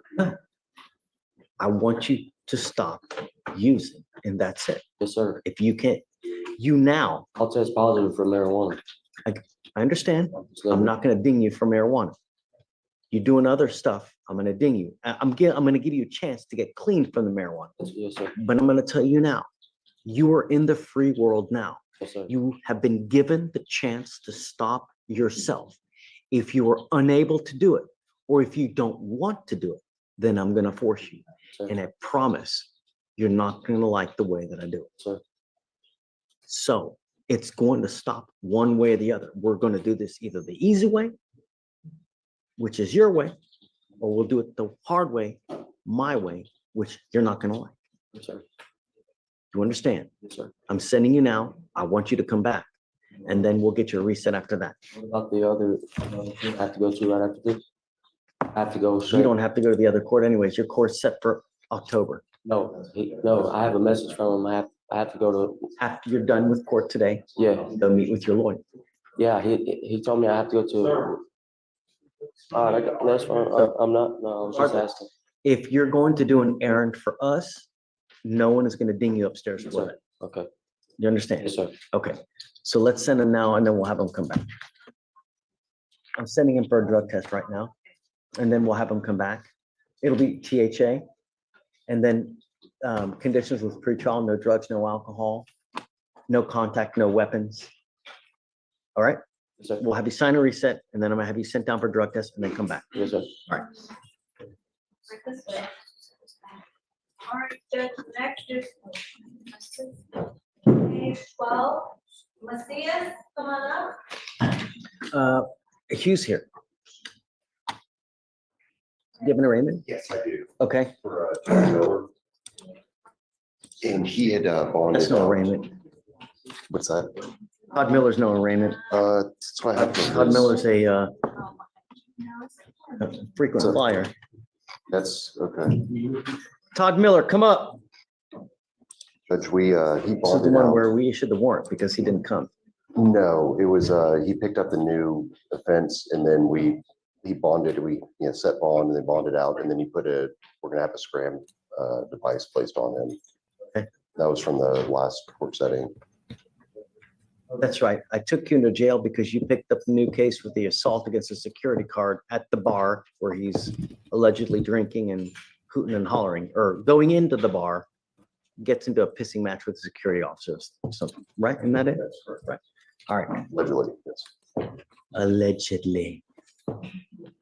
Cute. But this is not cute, Mr. Miller. You pick up a fourth case, holy moly, I'm gonna light you up. Do you understand? You now have an ankle. Do you have the scram monitor on you now? Oh, sorry. You're getting it on today. This thing detects alcohol through your perspiration. Whatever you put in your body, if it has alcohol in it, guess what happens? Yeah. Right. This time, I'm going to quadruple the bond. First time, double. Second, quadruple. Third time, 10 times. You understand? Don't go to any bars. Don't go to any places like that. Don't consume any illegal drugs. And if you have a problem with anger, get help. Because this is now your third. Yeah, this is your third, at least third assault of the case that I see here. No more. Do you understand? Yes, sir. The case is young, right? It's only 39 days old. Yes. Okay. So I'm ordering you also not to go to any of the places here and not to have any contact with any of the complaining witnesses in any of your cases. As long as you can behave yourself, you're not using, you'll be fine. You understand? Okay, just go ahead, take a seat. We'll wait for pretrial to get to you. Briefly, Commissioner. Yeah, please. I understand that the court requested they say file a MOAB on Glaze. The MOAB will not be legally sufficient with the charge and allegations, so I won't be able to file them. Bond conditions that the court requested will be filed. Okay, we'll just do the bond condition, no contact and no weapons.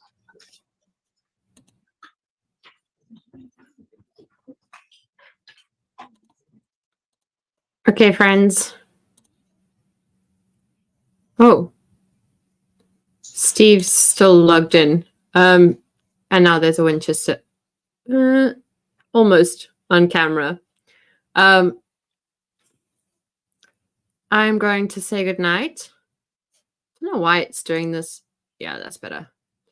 I had it all weird while I was trying to figure out how to have 4 people on screen without it looking like we're all this big. Thank you so much for hanging out. It has been such a fun day. It was a very busy work day for me. And this little hangout afterwards has been so fun. Lisa, I'm glad you made it. And your humor is always welcome. J. Ray, I thought of your absence during the judge on the stream. Nearly posed some hypothetical questions and then realized you can't comment on it anyway. And to our new friend, what was their name even? Whatever, Fables. I'm sorry to whoever made you feel the way you're feeling. And thanks for boosting my channel, Aesop's Fables. Thanks for boosting my channel. Your continuous spamming of chat really pushed it up to the browse page, and I appreciate it. And I don't mind that you hate me. I really don't care. I'm not going to lose sleep tonight. In fact, I'm going to go and enjoy looking at the analytics for where your chat helped. So thank you. Yeah, we had the judge here for an interview, and also I was going to pose a hypothetical question about hypothetically, if there was a person that was avoiding things to do with court, what should they do? Hypothetically, what is the worst that can happen? I also forgot to show the judge Adam's guitar. So Adam, I don't think you're still here, but I'm sure this won't be the last interview. I think he had just as much fun as we did, especially after such a rough day. I'm not going to pull that one up, J-Ray, just for your sake. Okay, have a good weekend. There's a Phoebe bum to say goodnight. Wait, somebody keeps missing Phoebe, and I think that they've gone to bed already. Hypothetically, she'd go to jail. I doubt I'll be on this weekend. I probably won't be. I have so many videos to edit, and as much as I like to say that we can watch together and I will edit at the same time, that doesn't happen. I get distracted. I enjoy watching court, and then it doesn't work. But I have the whole of Judge Simpson's thing for tomorrow. I mean, thing from yesterday. Let's not be ugly. I'm going to remove that. Let's not be nasty in chat. Can't focus with the squirrels here. Exactly. Yeah, so I have the whole of yesterday of Judge Simpson's. I need to go and stitch together what's happened with Mr. Heenan, compile my disappointment into one video and fuel it into editing. And yeah, I'll see you if I see you. If I don't, Monday, most likely, I'll do my best. Have a great weekend. And there's Phoebe. Oh, look at her little face. Oh. I have to wait for her to stop being so cute, and then I'll say goodbye. Phoebe Jane. Fun fact, cats can hear grasshoppers rub their legs together. Apparently they can't hear the word no, though. Just... Okay, she's chilling like that for a while. I'll see you guys soon. Thank you. Bye. I actually thought this was going to be an interview. Knowing Dawn, go back a bit. There is an interview. Go back to about... tell you now. I'll give you the timestamp in a sec. The judge came in 2 hours... just under 2 hours 17 ago. Okay, bye.